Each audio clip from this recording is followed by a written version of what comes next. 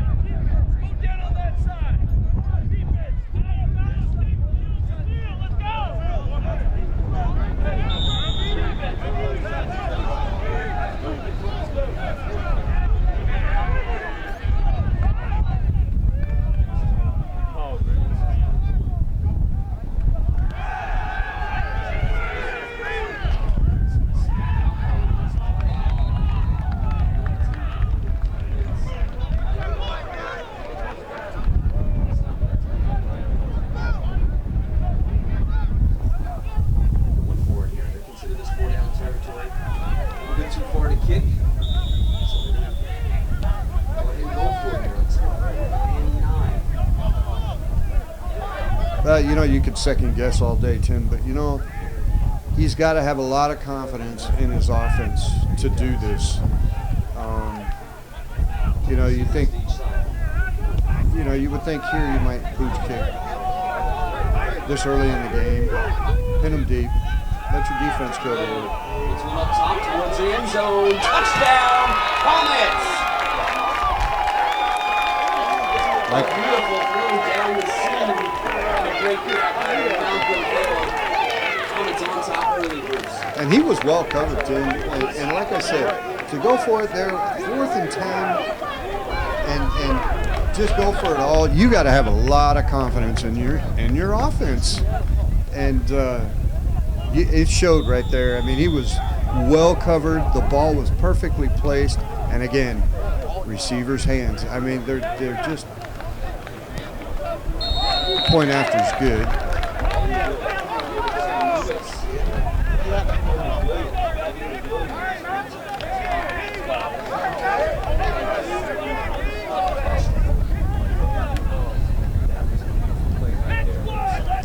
Yeah, I'm still trying to wrap my mind around that one, because I was just talking about how in that situation it wouldn't hurt this early in the game to just pooch kick it, pin him deep, let your defense go to work. He's got so much confidence in his offense that it didn't bother him at all. They were far enough down the field, 37-yard line, and went for it all. That shows a lot of confidence, not only in your quarterback, but your entire offense. A lot of speed on this offense, a high-powered unit, physical as well. Here from Contra Costa College in San Pablo, California, Tim Fitzgerald, Bruce Jones with you for our very first presentation of Comets football on Bay Area Sports.tv. We should be in for a good one. Already a lot of up and down action. West Hills College home, the Falcons 1-0. They won their opener at home against San Jose City College, 50-0. Of course, the Contra Costa College Comets also won their first game to start the season 1-0 with 36-14 victory over Cabrillo College down in Aptos, California. The ensuing kickoff handled at the 5, out to the 20s, got a lane, out to the 30, to the 40, cuts back in and take it down just short of the 45. A nice return there by Ryan Fila, the freshman wide receiver from Castleview High School. So again, special teams play by the Falcons. Or the Comets in week 1. It was for both teams. There were issues last week with special teams. It cost the Comets twice. Score could have very easily been 36-0 if not for the two. The punt return that's set up. Correct. Play, yeah. The two issues on special teams. Correct. Jet sweep out to the left with room to roam to the 40, to the 30, cutting back inside and taking down at the 25. A nice run there for the Falcons. It's Marquise Wells on the carry. They run an up-tempo offense too. These two teams kind of mirror images of each other. Yes, I was noticing that again during the warm-ups. A lot of the things that they do are very much the same, and they go right into a hurry-up offense. And up the middle, room to run inside the 10, down to about the 7. Another big run there for Tyron Jones. It's first and goal for the Falcons, just like that. And there's that big offensive line we were talking about before the game, Tim, with West Hills. They got some big boys up front. There's just no two ways about it. Defensive penalty here, most likely decline. And the Falcons use two quarterbacks as well. That's Tommy Ulu going right now. Also, Marquise Wells that they'll play at quarterback. We just saw him with the big run. He's out flanking right now. Tommy Ulu is shotgun. It looks like Tom's going to burn a timeout. Yeah. Probably a good choice right here, considering the way the Falcons are moving. Well, and you might as well. What do you got to lose? A timeout. Let's call them in. Let's circle the wagons and figure out just what we need to do, because 3 quick plays and they're down inside the 10. Last week, even though the Comets had a big 36-14 victory over Cabrillo College, they were trailing 14 points and a half in that week. Until cleaning and that's what we're looking for in the defense today. You know, I'm sure they worked on certain things during the week as far as special teams and things like that, but you know this defense has got it together, and as soon as they close a couple of gaps, those big runs like that are most likely going to go away. Yeah, we spoke with special teams and linebacker coach Rick Davey.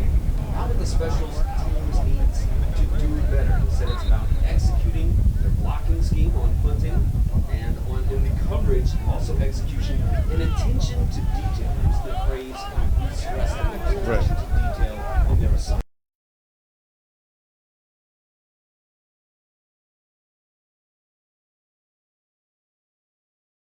Last year, 23 penalties for 168 yards. They've got to stop that. We're just under 10 minutes to go. 9:44. First and goal from the 7 for the Falcons. Under pressure, had to readjust in this pressure game. So the Falcons that time up. The Comets moving the linebacker that was leading the way, number 30. It's Chima. Pittsburgh High Pro. You do pretty well with those names, Tim. Game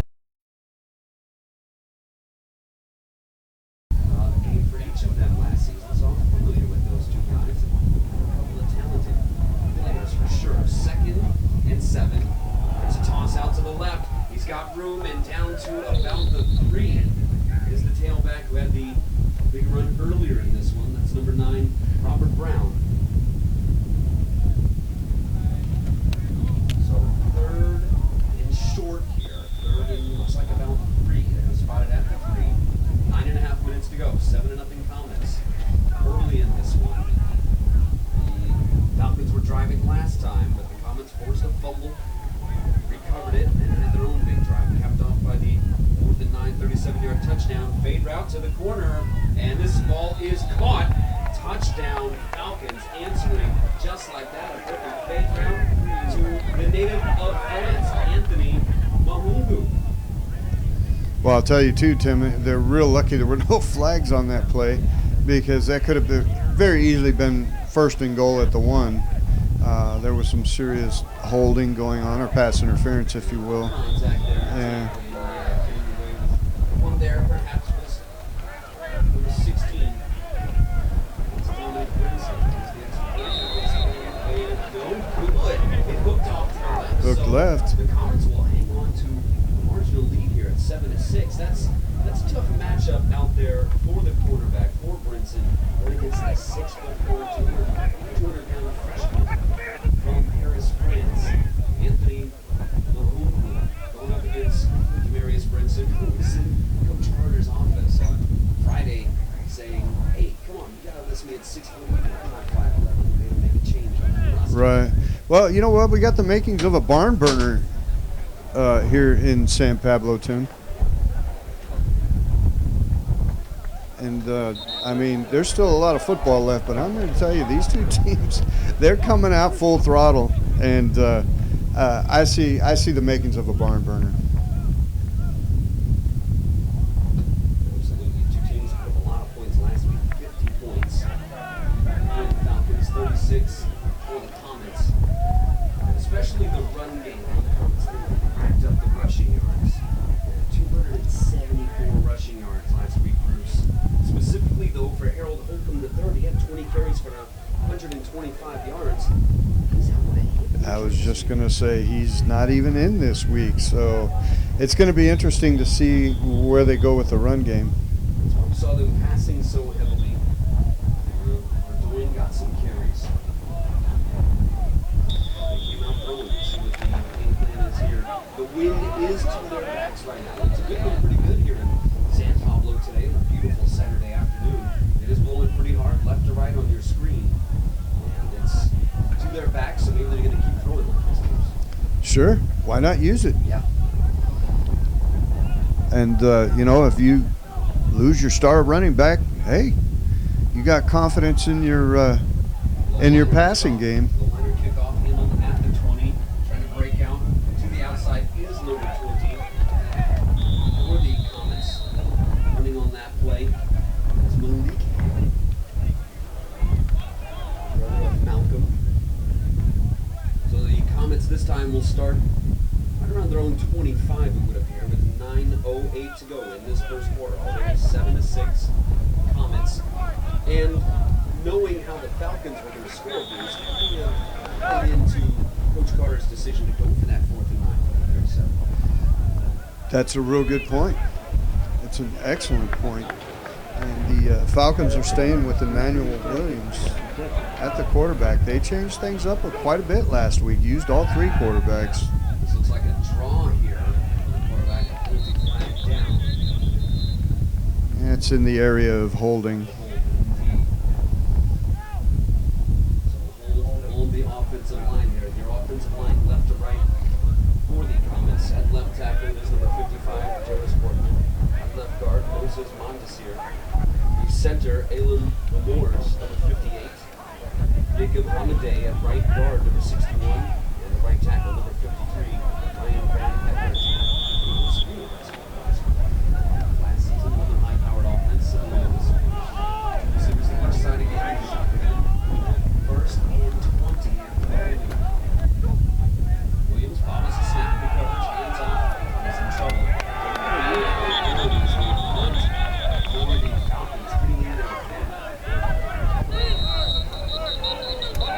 I think we're going to have an unsportsmanlike conduct call here on this flag. Or excessive celebration. Very curious to see.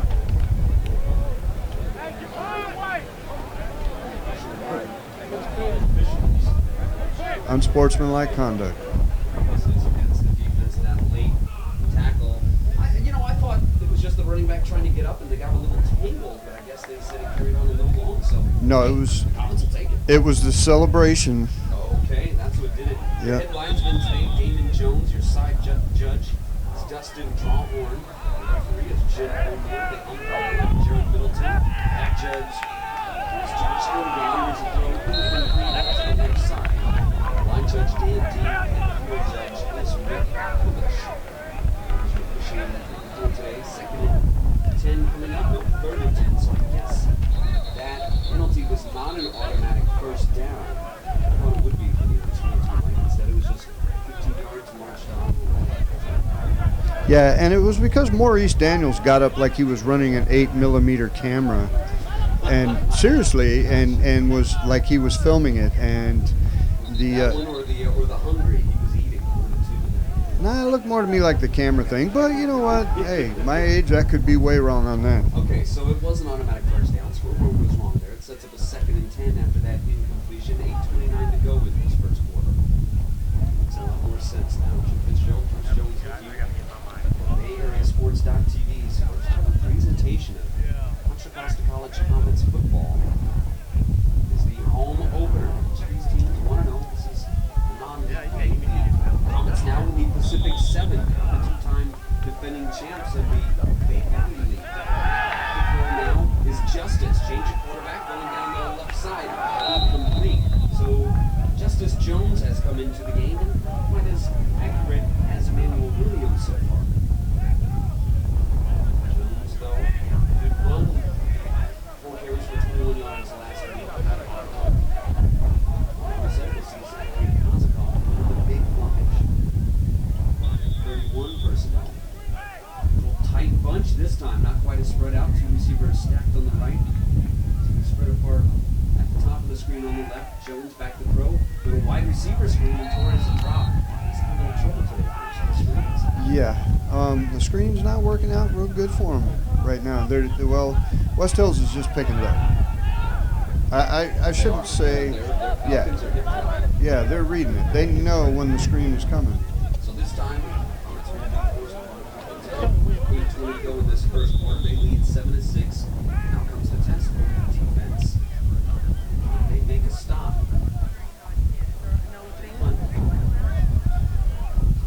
Barnes is back at one. He will roll out to the side, try to hang one towards the sideline. This is going to drop 46.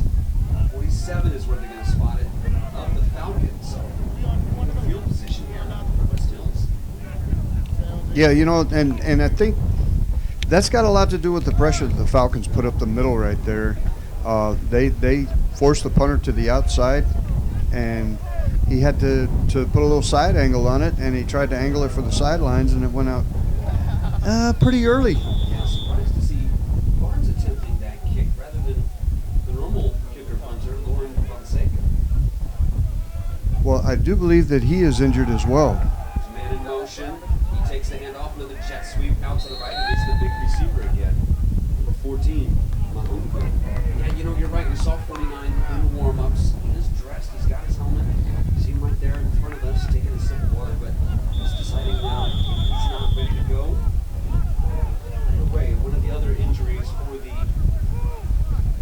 Comets is their bandit in the base of the 3-5 defense. There is they've got first down.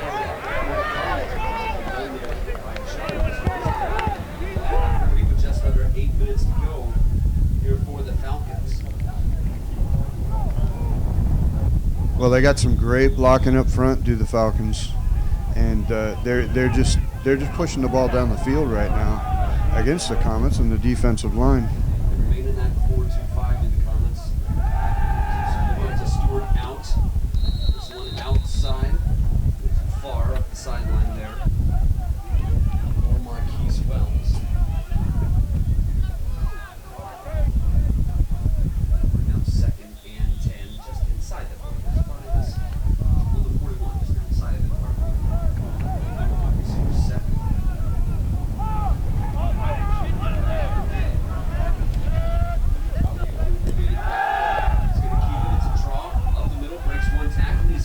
First down and more, breaking tackles, lowering the shoulder there. Really delivered a hit on that play, picking up the first down, knocking down Terrence Alexander and Devonta Stewart.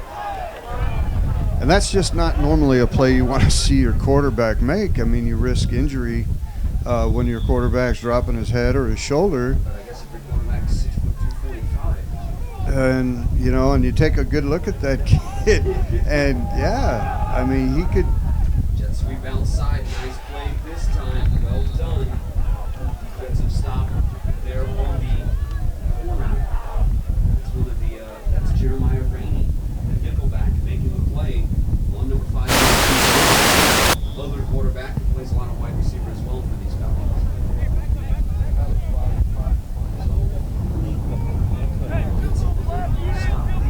Momentum here. It's going to set up a 2nd and 14 on the Contra Costa 29. And the pressure, it gets away though. And now we're taking down the line of scrimmage that sacked that time for the Comets. That's number 99 on your roster. Defensively, Ricky Davis making the play for the end spots. What did the Comets need there? They did, and he had a little backup help.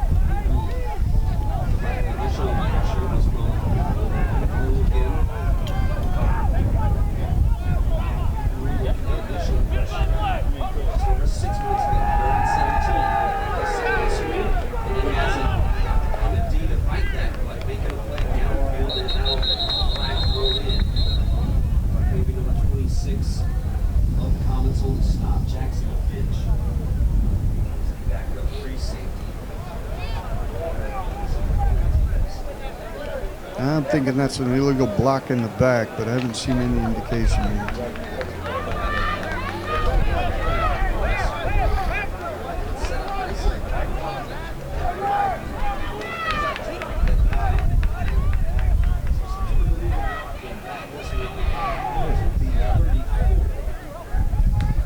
Yeah, the reason being is too many illegal man downfield is usually thrown from the other direction.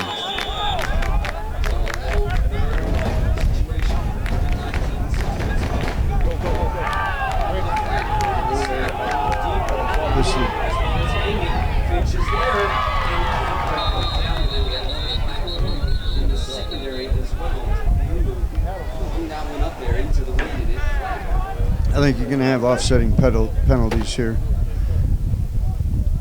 The initial snap penalty is in the air. Offside on the defense. Pass interference on the offense. let's see. It's third and 19.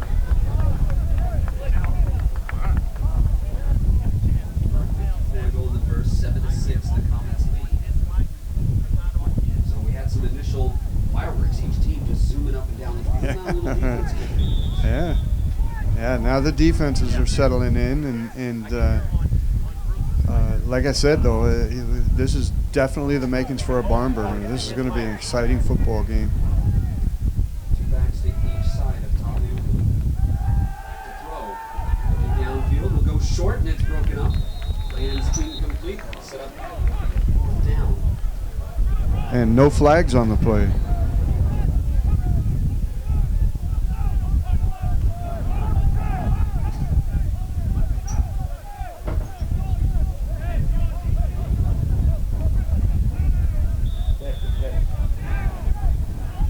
So 4th and 19 here.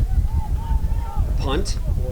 A high hanger, but a good spiral towards the corner. That's a beautiful corner kick there, depending on the spot. Yeah, they marked it out at the 10. All right, so well done. So we'll spot this one at the 10-yard line here. And that's where the Comets will take over. They've had to start on their own end of the field each time. One was at least after causing a turnover. So without Holcomb, Kruger Story Jr. also, he had 9 carries for 67 yards.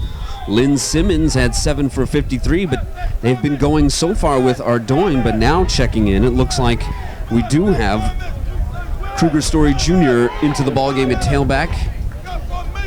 And I think Simmons had 2 for a touchdown last week as well. And he did. Kruger had a touchdown. Here's a sweep to the left, and just getting back to the line that time is number 22, Kruger Story Jr. I believe a Vallejo native. And he is from Vallejo, California, Kruger Story Jr.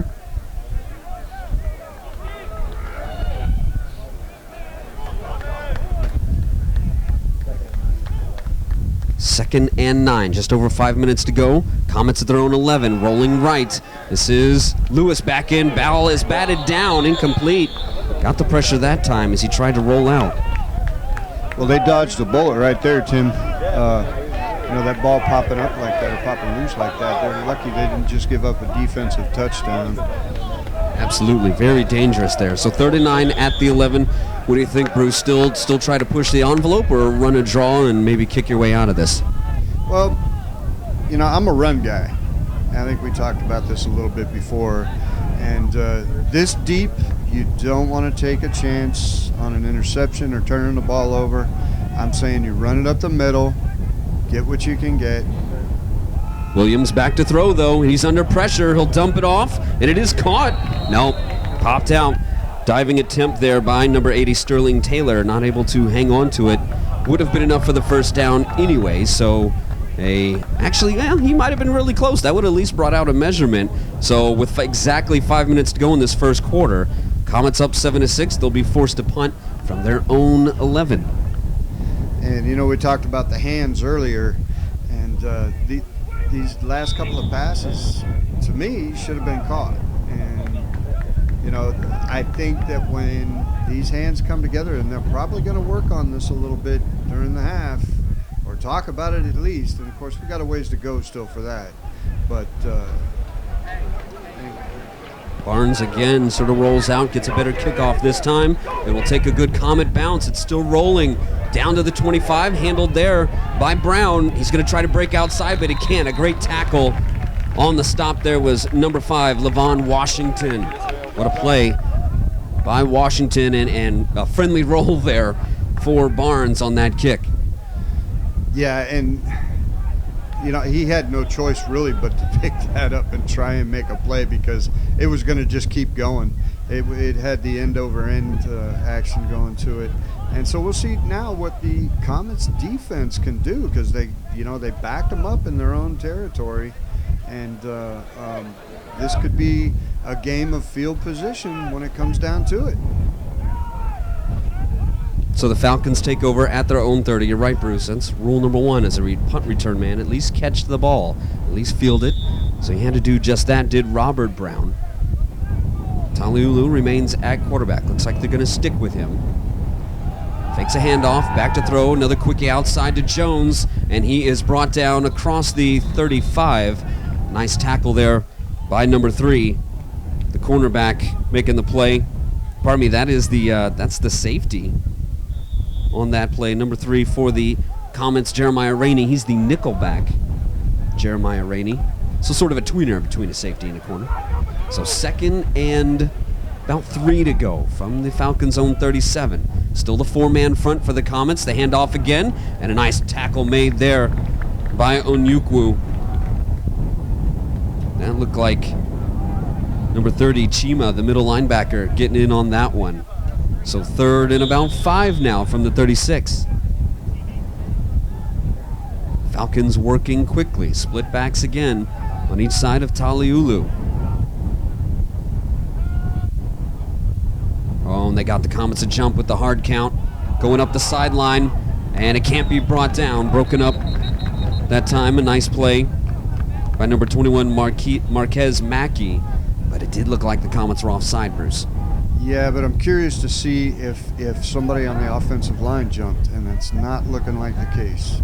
Do call the offsides. I thought maybe even little too much of a head bob, too much movement out of the quarterback Taliulu. I thought they might call him for trying to induce the false start or trying to induce the offsides and have committed a little too much movement in the process. So they get the Comets a jump.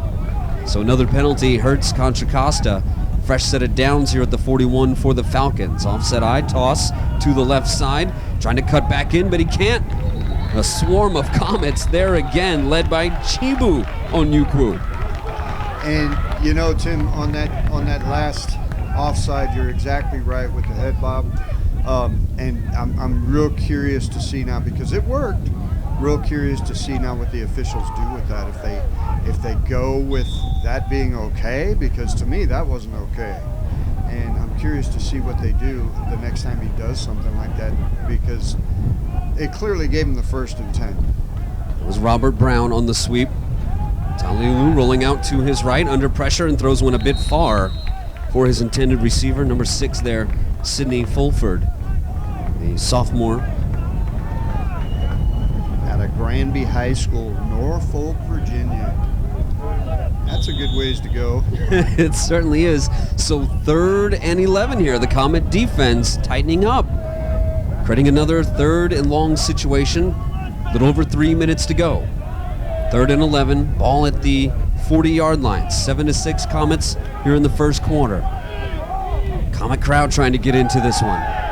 Another screen set up and another well-read play by Chima Onyukwu. And the screen's just not working today, Tim.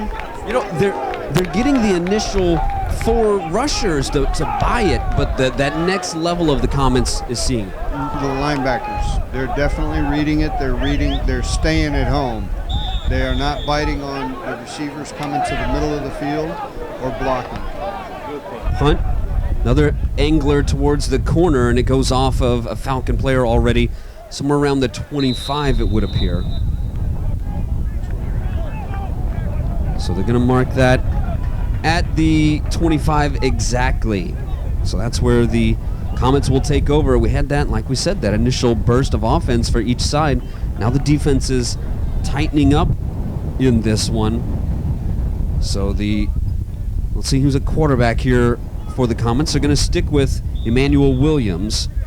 Williams from Hitchcock, Texas, sophomore. And Justice Jones, the other quarterback from Patterson, Louisiana. Coach Carter called them quarterbacks 1 and 1A respectively. Tight bunch formation up to the top of your screen. 3 receivers bunched together. Toss out to the left. Trying to cut back to the middle, but not a lot of room. A swarm of tacklers led by number 19, Michael Taliulu again. Has no room that time for the Comets. Number 24, that's Austin Harper trying to get loose there. Well, you know what? In his defense, the short game is not working anymore. Both these defenses have buckled down. And what was looking like it might be a barn burner is turning into a defensive game. We got ourselves a slugfest all of a sudden. Quick out isn't open, so he's going to go up the sideline to Barnes. He leans out for it and makes the grab. A nice lunging play by Terrence Barnes. And there's the hands we were talking about. Terrence Barnes was one of the guys I was watching during the pregame warm-ups, and just real soft hands. That was to the body, but some of the catches I saw him make, he's got real soft hands. He's a great receiver. So first down, under 2 minutes to go, minute 45 remaining in the first quarter from the 48 of the Falcons. Another trips formation at the top of the screen. Williams remains in at quarterback. He's moving around his running back, Harper. And they fake a toss. Had a man coming underneath Barnes, but he's going to have to look upfield. He's going to keep it himself. He get out of bounds for about a gain of 3 at the 45. He was actually trying to hit Larry Cornish III coming underneath. Yeah, and I'll tell you what, when those quarterbacks are running out of bounds like that, and especially in today's day and age, you better be careful when you go to hit them. If they even detect that there's no way they can be gaining any more yards, and you hit them, they're gonna tack on 15. They don't play with it anymore. Trips formation to the top again. Williams back to throw under some initial pressure, trying to escape, and he can't. He is taken down by number 44 for the Falcons, Andrew Evans, the 6'1", 205-pound sophomore outside linebacker. So just like that, the Comets are backed up. They got a 3rd and long, 3rd and 18 coming up with a minute to go in this first. Back to their own 45, Bruce. Well, and it seems like every time they have a long play, this is when it is. Let's see what they do here. Williams looks for a quickie to his right. Instead, he'll dump it off left.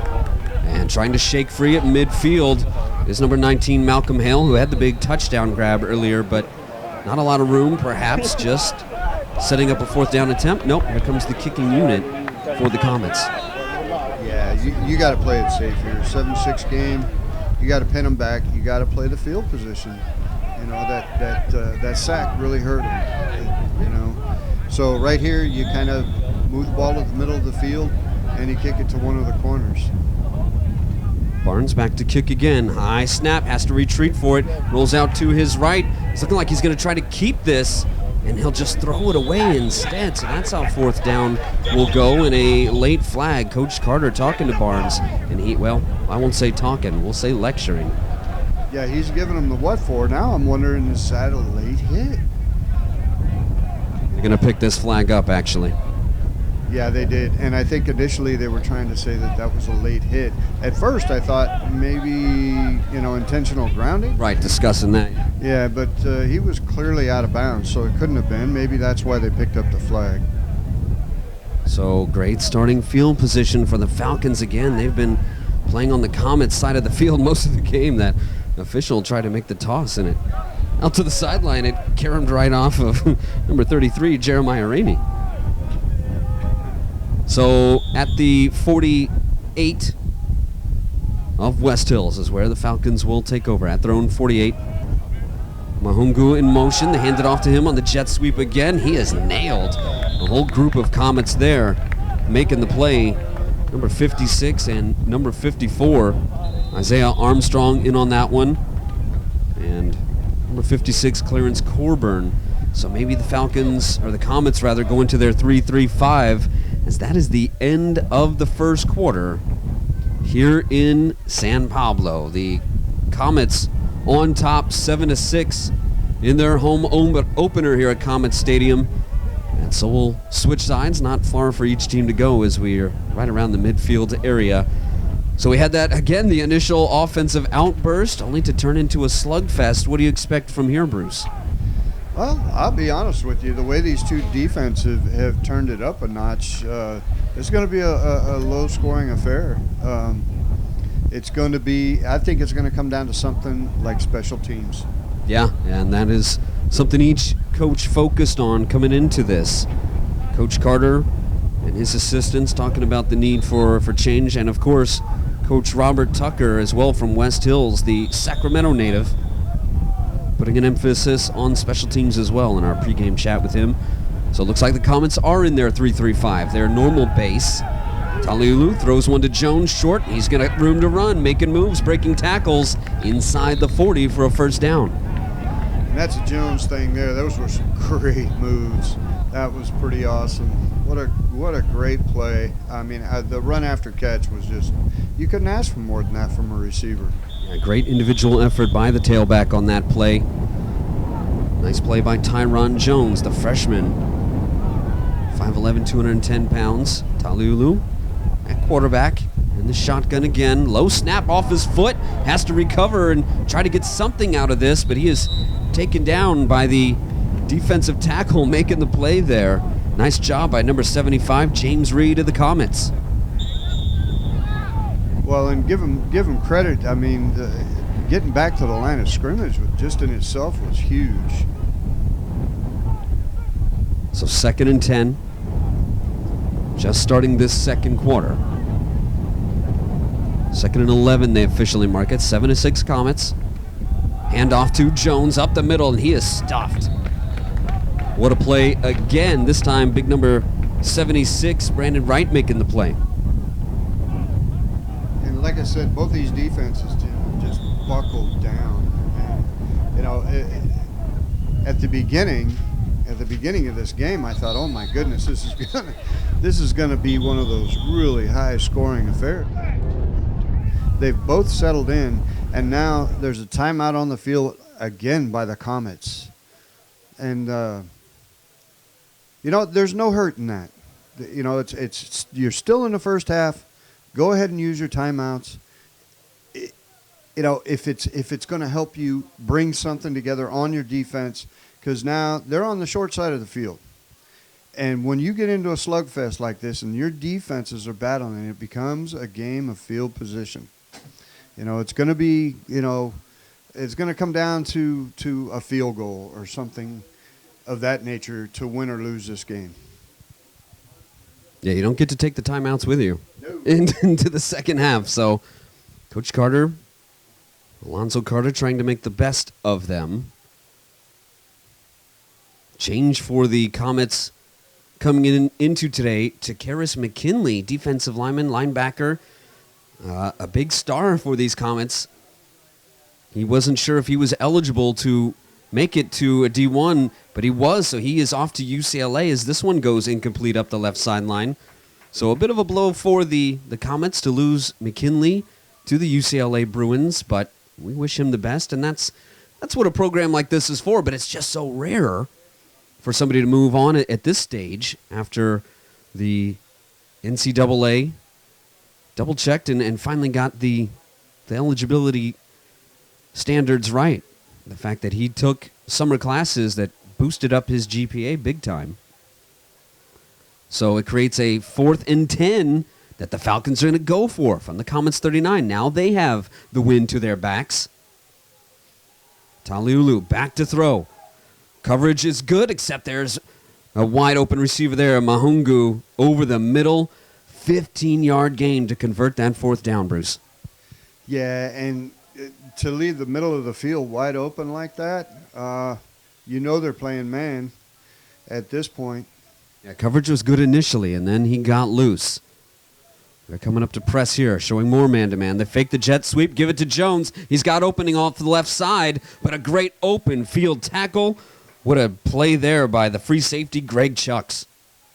And he continues to turn something or nothing into something.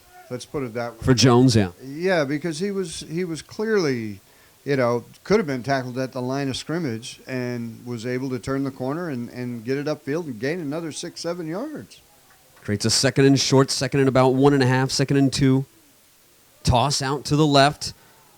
And a first down and more inside the 10 is number 9, Robert Brown. So now the Falcons with a little drive going. Very curious to see how the Comets defense steps up to the plate here. You know, because like we said, this turned into a defensive battle, and now they're pinned deep, the defense.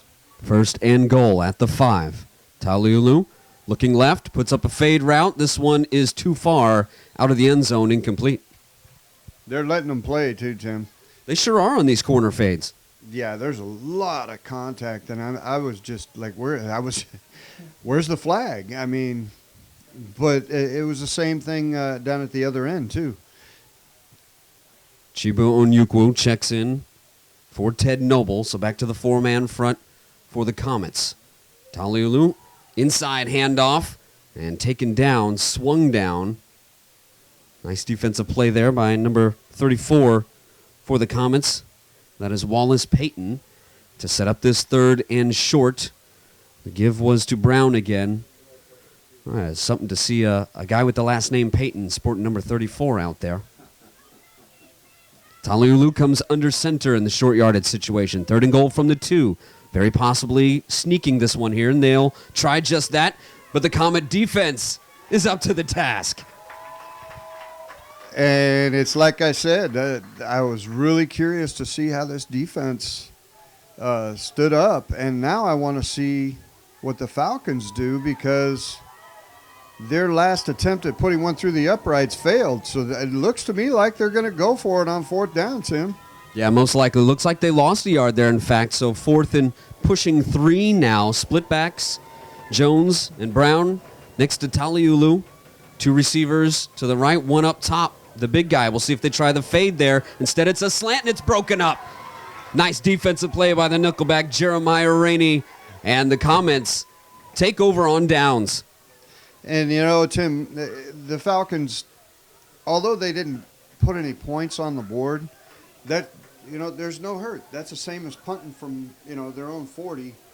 And, you know, and pinning the Comets here, yeah. I did like the play call. They faked the fade to Mahungu that they've been running and instead hit the slant, but a good heads-up coverage there by Rainey. Yeah, and like I was saying, now the Comets are pinned deep. No, they weren't able to put any points on the board, but it's still early in the second quarter. Justice Jones in at quarterback, so maybe trying to run their way out of this tight situation here, the Comets. Handoff. Tackled in the end zone. Can he get out of there to avoid the safety? He did get the ball out of the end zone. They're going to put it around the 1 yard line. But dangerous situation here as Ardoin just managed to get out of his own end zone. Yeah, he did. And initially I thought that's a safety. And so they gave him forward progress. But at one point he was stopped in the end zone. Comets on top 7-6. That's been our score since the first couple minutes of this game, the first 5 minutes of it. Backed up into their own end zone, just under 11 minutes to go in the first half. Justice Jones looking to the left sideline. He puts one up, going up and getting it, but maybe mistimed his jump a little early there. Sterling Taylor, and a nice breakup by the Falcons as well. That's number 25 for the Falcons, Casey Cole on the breakup. Outsized, but he leapt up and made a play. And that's where your offense had to play a little defense, because the only chance he had was to knock that ball away, so it didn't get intercepted. And it's like we were saying earlier, it's going to come down to one of those types of plays, and that was a great play by the receiver. There's a one outside, too hot for the tight end that was on that side. That's Jalen Collins, big number 88. So now real trouble for the Comets, having to punt from well deep inside their own territory, punting from the 1, which is a situation they've been faced with all afternoon, having to punt from deep in their own territory. They've done well with it a couple of times. They've gotten in trouble a couple of times. They've had some short fields for the Falcons, but nonetheless, the defense has held. They're going to bring everybody but the return man, trying to block this one. Here's an angled kick into the wind. Not good. It bounces just outside the 10. Going to take a Comet roll to around the 15, about a 16, 14-yard punt there, I should say. And this is real trouble now for the Comets, Bruce. Well, and it goes back, you know, to the last offensive drive for West Hills, and that it didn't hurt, except that you didn't put any points on the board, because now they're a serious threat. They're inside the red zone on possession, or right after the punt, I should say. And you know what I mean? So now you've got it to do all over again. You really lost nothing. Taliulu under center, in shotgun, has the toss. This time a toss, and he is wrapped up. Nice play there by number 95. Making that stop. Joe Balltrip. The toss that time to number 2. First time seeing him in the backfield, Demetric Sanders. 6'1", 168-pound sophomore, trying to use some of their speed there, the Falcons. Well, wide receivers. Comets back in their 4-man front. Taliulu looking left. Goes that way, and it's broken up. Again, trying to feed the big man, Mahungu, but a breakup there by Demarius Brinson. Yeah, that was great defense by Brinson. I mean, there was only one other thing that could have happened there, and that was an interception, Tim. At least the Comets' speed sort of balancing the Falcons' size in that situation there. Man in motion. They hand it off. Jet sweep. Trying to get to him. Onyukwu can't. And a first down off the left side. A nice run there by Marquise Wells. Yeah, he's really kicking himself because he had a little bit of jersey and he couldn't quite reel it in. And you love those plays because, you know, a couple of more inches, he's tackled in the backfield. You got a different outcome here. Now it's 1st and goal. 1st and goal at the 6. 9.5 minutes to go. They officially mark it at the 5. So 1st and goal at the 5. Toss. Ooh, nice grab there by Brown. And he is stopped just short. Just short. A big defensive stand there into short to stop Robert Brown there by the Comets. Did well to haul in that toss with one hand. And Brown took a shot. And I'm kind of watching him going back to the huddle. He seems to be okay, but I mean, he took a shot. It looked like he got hit in the head, and then his head hit the ground. We'll see what the Comets defense can do here. Shooken off well, 2nd in inches. Outside the end zone, they give it to Jones. Can he get in? I don't think he did, Bruce. No, he did not. And here is that Comets defense again. Bending but not breaking here. And this is one of the difficulties with some of the modern spread offenses. When you get down here, can you punch it in? You can drive, they can spread it around 99 yards, but can you punch it in when you get down here? Can you still do something that'll never go away in football, Bruce Jones, needing 3 yards in a cloud of dust? Well, first let me tip my hat to the Comets defense. I mean, that's like six straight plays being inside the 3 that they have stopped them. And now the West Hills has taken a timeout here. So we'll see. They're clearly getting it here that you know what, we're not going to be able to just drive it right at them. And my guess, they're going to go to a fade route. We saw Taliulu get under center the last drive and try to sneak it in. He couldn't on a 3rd down from around the 2-yard line, 1-yard line. Whereas the Comets, they do have that in their arsenal. They have a big formation they can go to. They bring in the quarterback, Zachary Kozakov. They'll put in couple of fullbacks and a tight end. So they do have that option. I don't know that the Falcons do. So that's one edge that the Comets can have in this 7-6 ball game. We went up and down the field here for some early scores, but now we've stalled out at this score of 7-6 Comets. 3rd and goal from the 1. 8.5 minutes to go in the first half. You're right, Bruce. This Comet defense being tough up the middle. Yeah, and I really this is a make or break play right here. It's 3rd and goal at the 1. Do you go to a fade route? Do you try and go at the middle again? Because they've been denied, like I said, like 6 straight times. Big Darnell Cooper, number 45 in the backfield. 250-pounder. Here is a handoff up the gut, and it is a touchdown to the big fella, it would appear. See if they mark him in. The touchdown is signaled, and they did go to the big guy, number 45, 5'9", 250-pound Darnell Cooper out of Oakville Senior High School in St. Louis, Missouri. Kind of your old stomping grounds there, ain't it, Tim? Sure is. All right. Yeah, there's it's amazing how there's guys from all over this country in this game. I love it.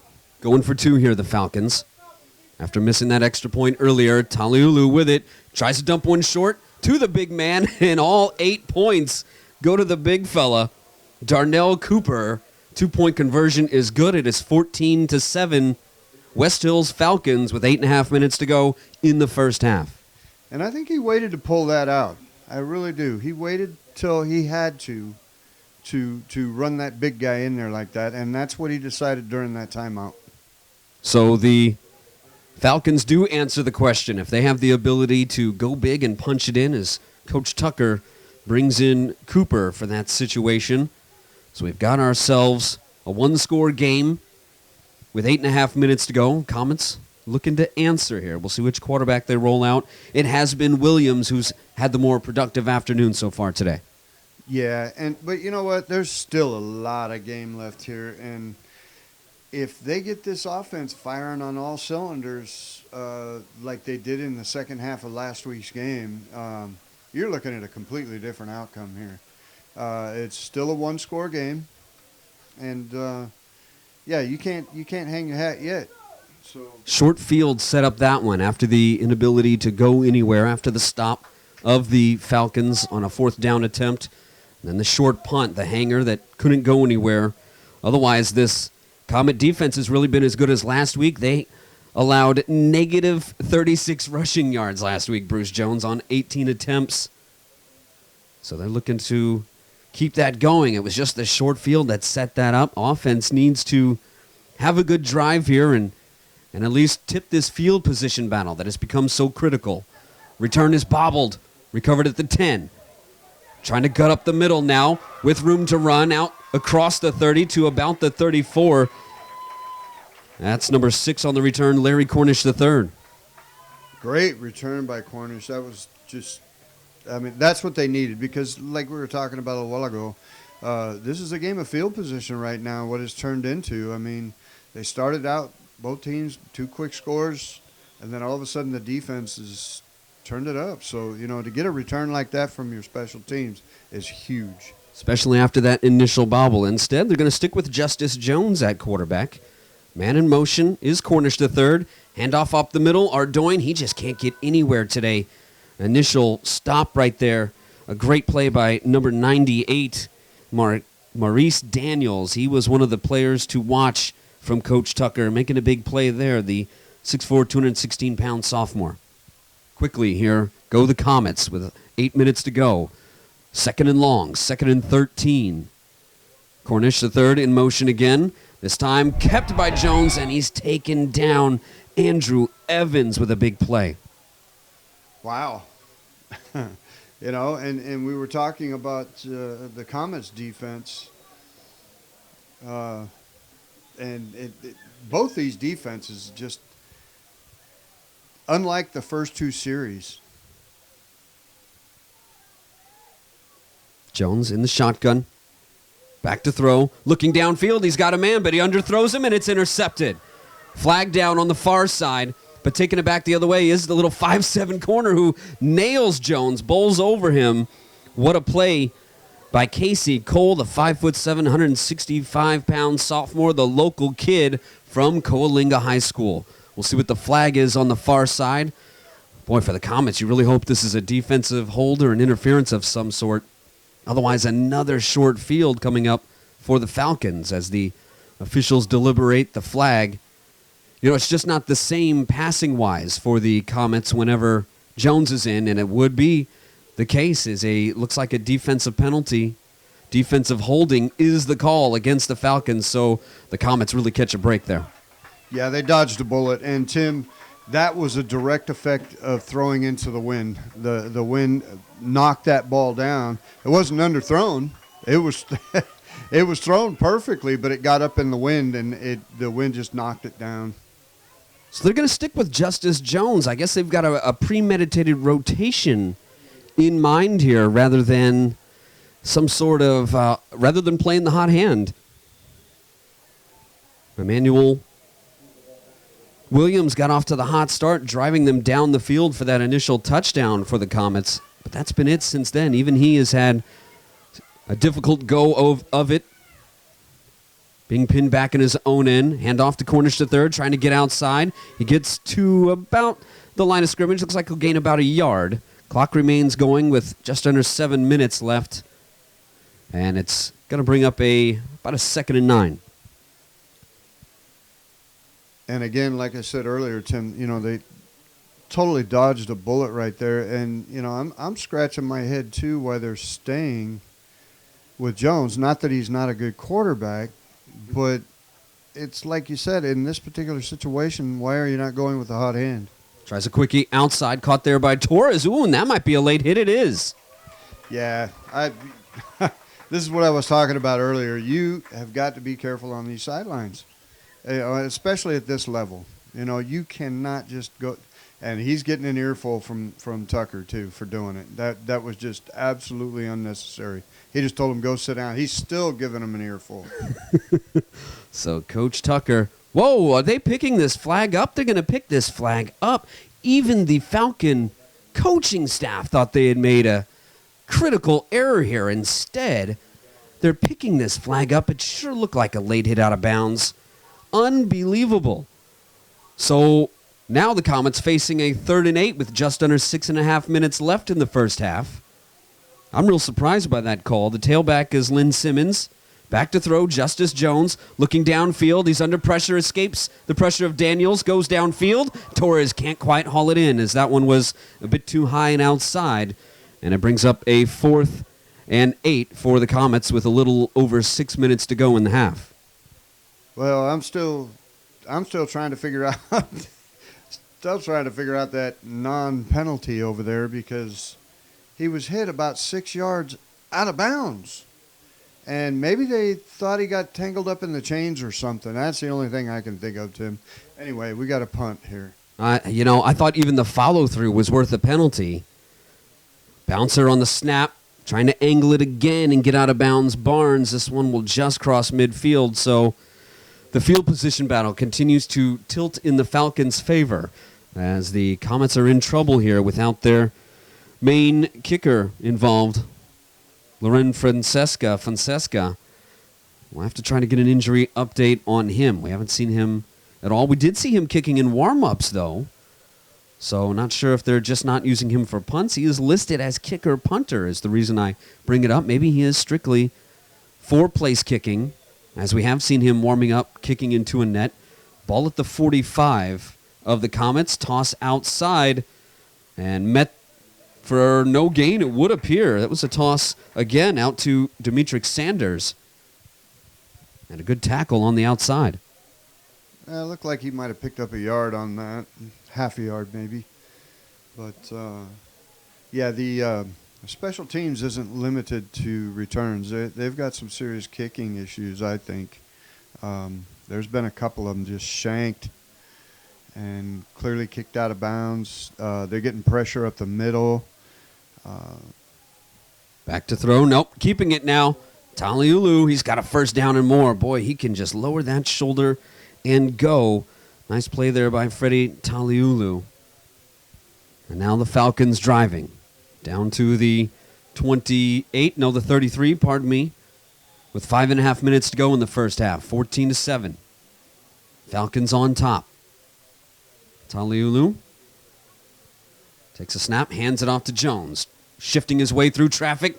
It took a great open field tackle there to stop that run. He was moving. He was maybe on his way to a big play, but luckily there for the Comets was number 8, the defensive back making the play, Terrence Alexander.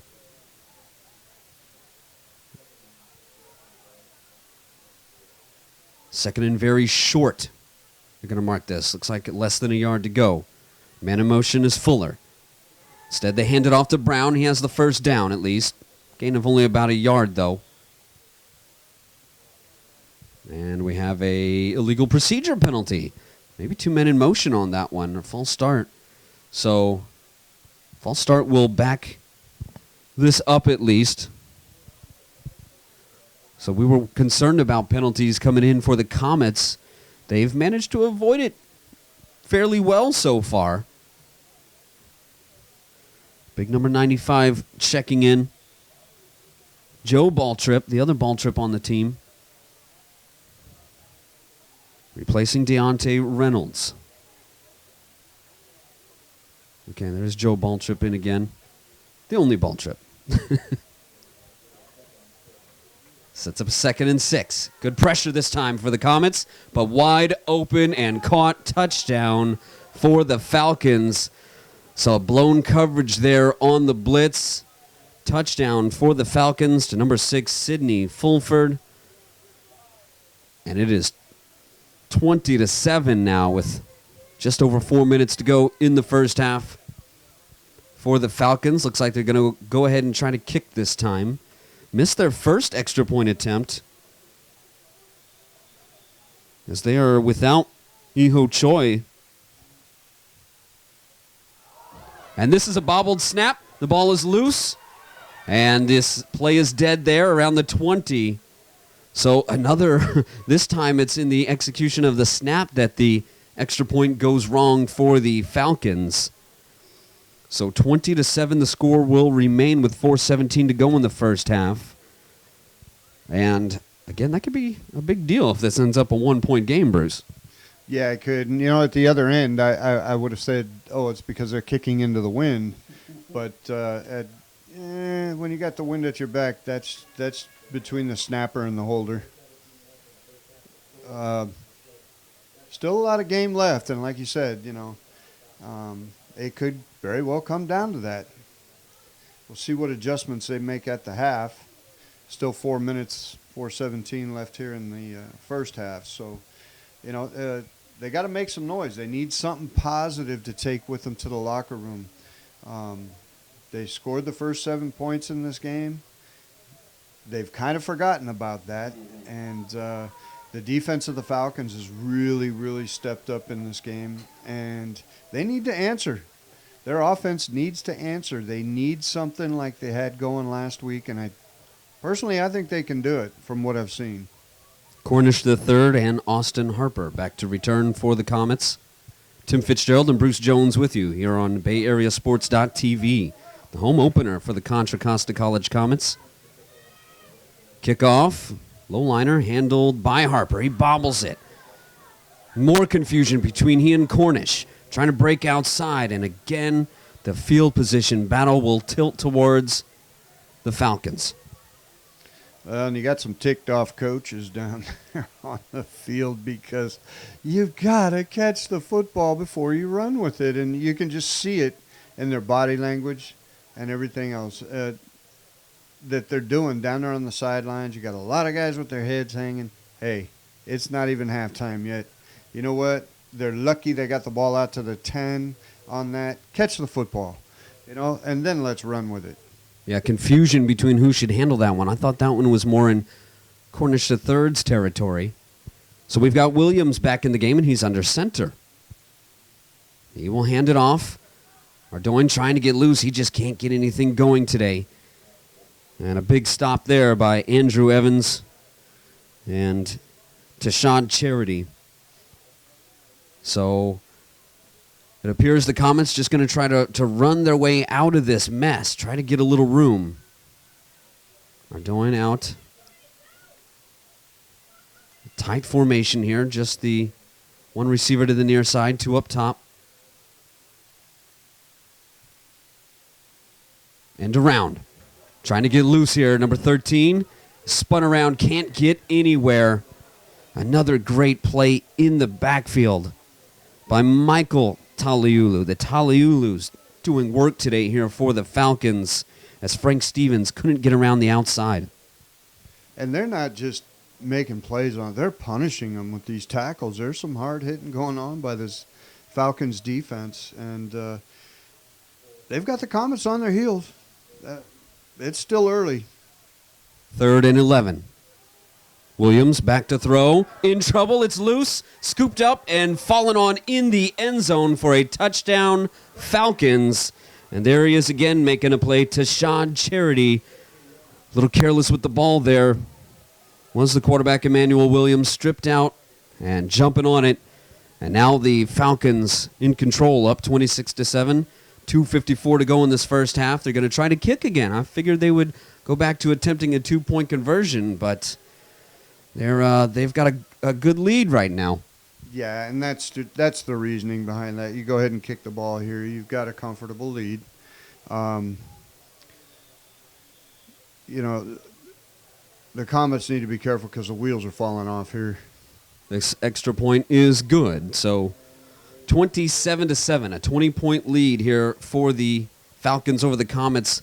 Comets, they were down 14-13 last week against Cabrillo, but very different situation. They had outgained Cabrillo by quite a bit, and it was just a couple of big plays and a special teams gaffe that had them down 14-13. So, they felt like they were in control. If they cleaned up a couple of things, they'd be all right. This is a much different feel right here as we approach the half. Just under 3 minutes to go. 2:54 remaining. 27-7. West Hills leads now. How do they regroup from this? How do they refocus and just try to chip away at this deficit?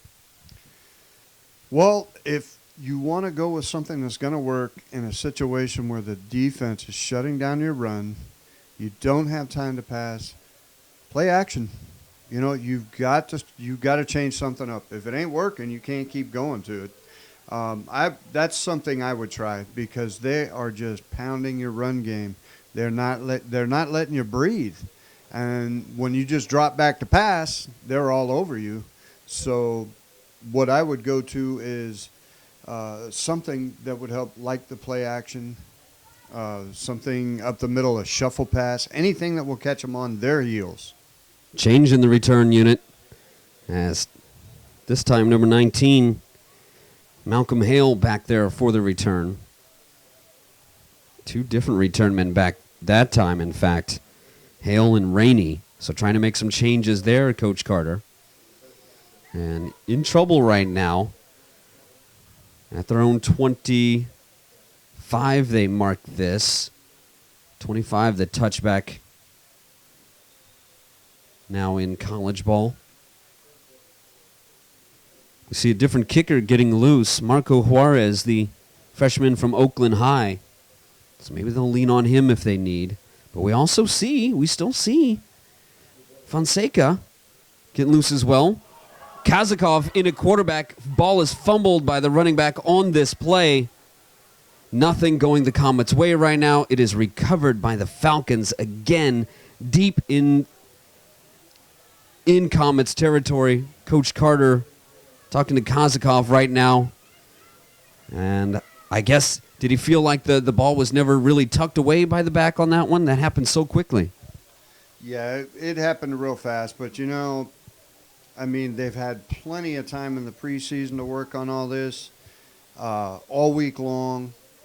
And right now they're rattled is what it is. And they're not executing. They're detail. Simple things like making sure the ball is handed off, the fumbles. Fake the toss here. We're going to have a pre-snap penalty. It looks like an illegal motion will be the call, so that'll back up the Falcons 5 more yards.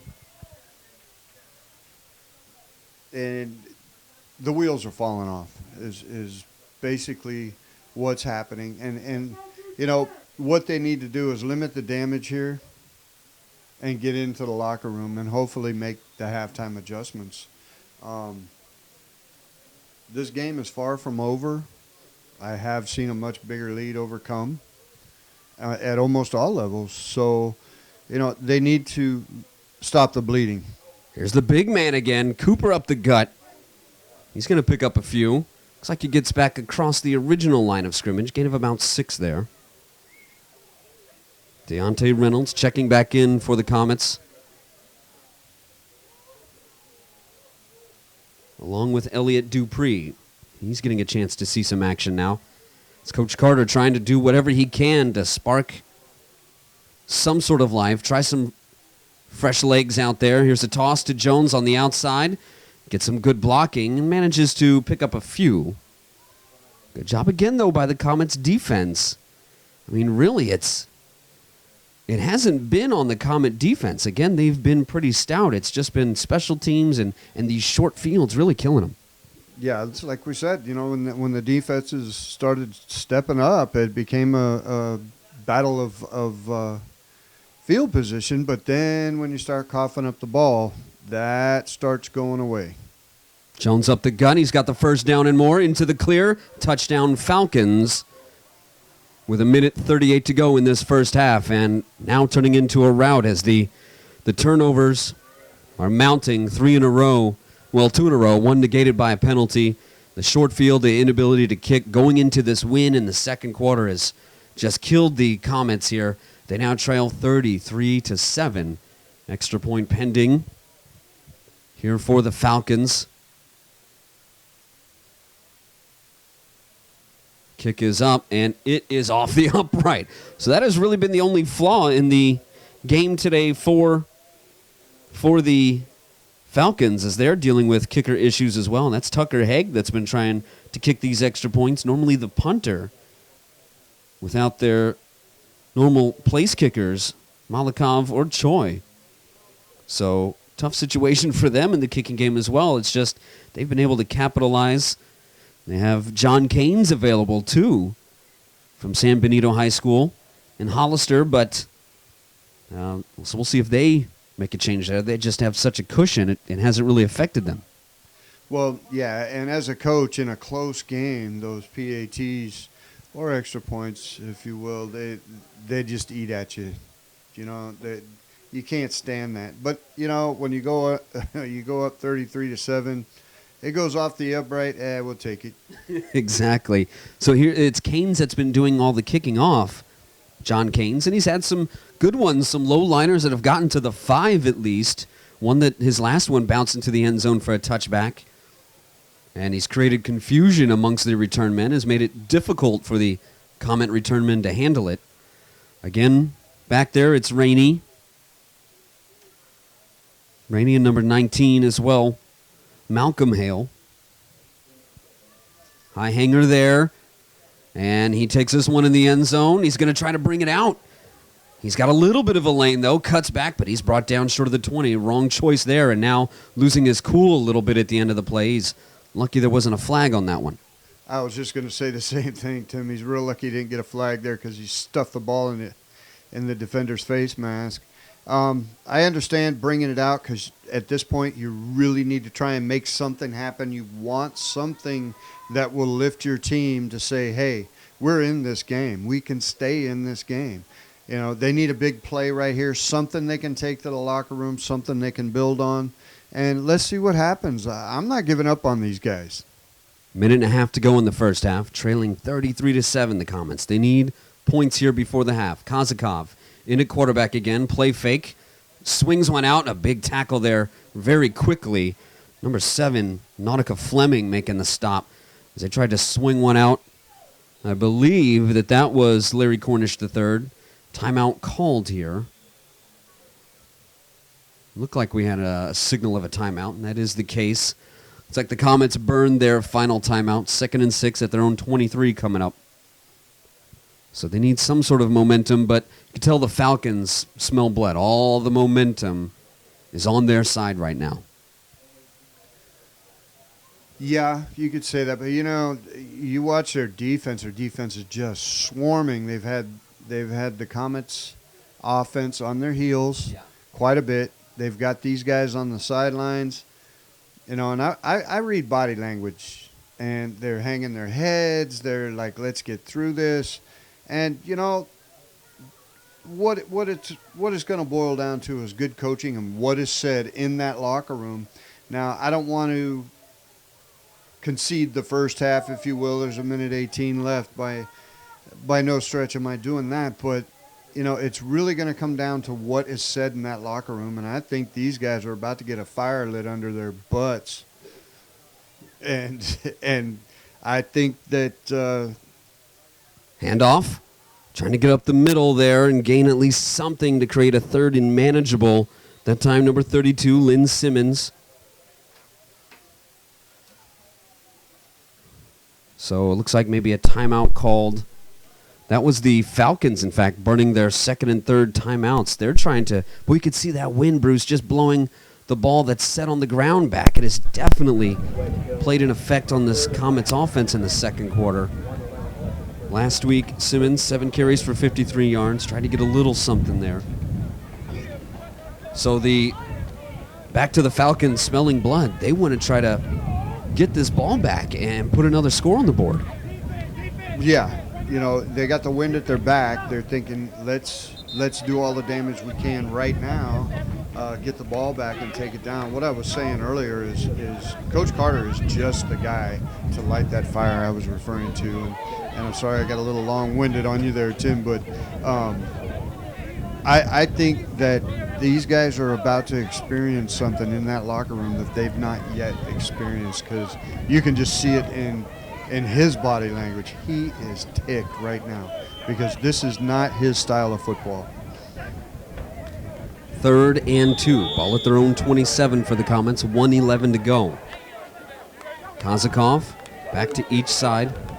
Man in motion. You're going to try to swing it out to him. It's a backwards pass. In trouble trying to reverse his field. Coming back the other way is Hale, and he can't get anything. And so the Falcons' plan of trying to get this ball back with some sort of time will happen. I'm sure the Comets will milk the clock. It's running right now, about 45 seconds remaining and counting here, as the punt unit will come out. I'll wait for this ball to be set before the play clock gets running.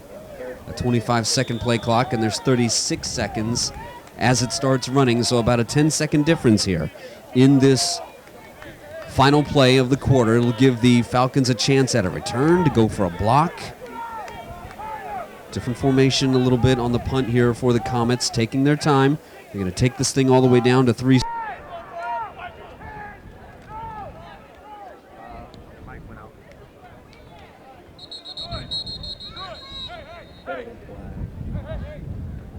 But hold on. Wait.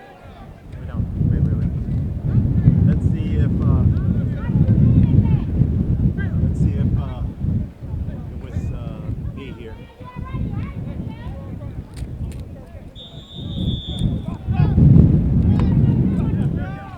Hold on. Yeah, it's me.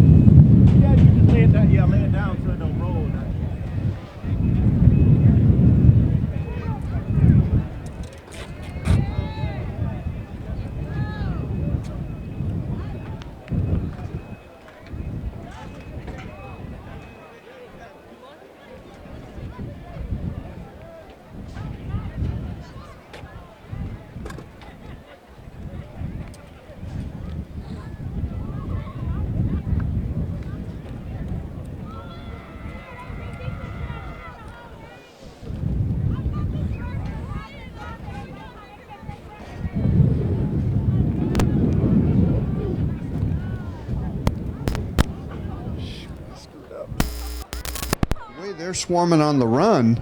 Draw them in and throw the underneath passes. Use the wind. I got to tip my hat to Robert Tucker. First of all, he's got a great resume. He played that second quarter about as good as you could play a football team with the wind at your back. He played everything. He used the timeouts at exactly the right times. And, you know, you can't help but tip your hat to that kind of coaching, you know. And then while we're sitting here watching the end of the first half, I'm reading over this guy's resume, and it's no wonder. I mean, he's done time with without going too far into detail, but he's done time with teams like the Oregon Ducks, as a defensive back coach, and Boise State. He's had a few different positions with that organization under Chris Peters, and it shows. It really does. It really, really shows. The guy, talking to him before the game,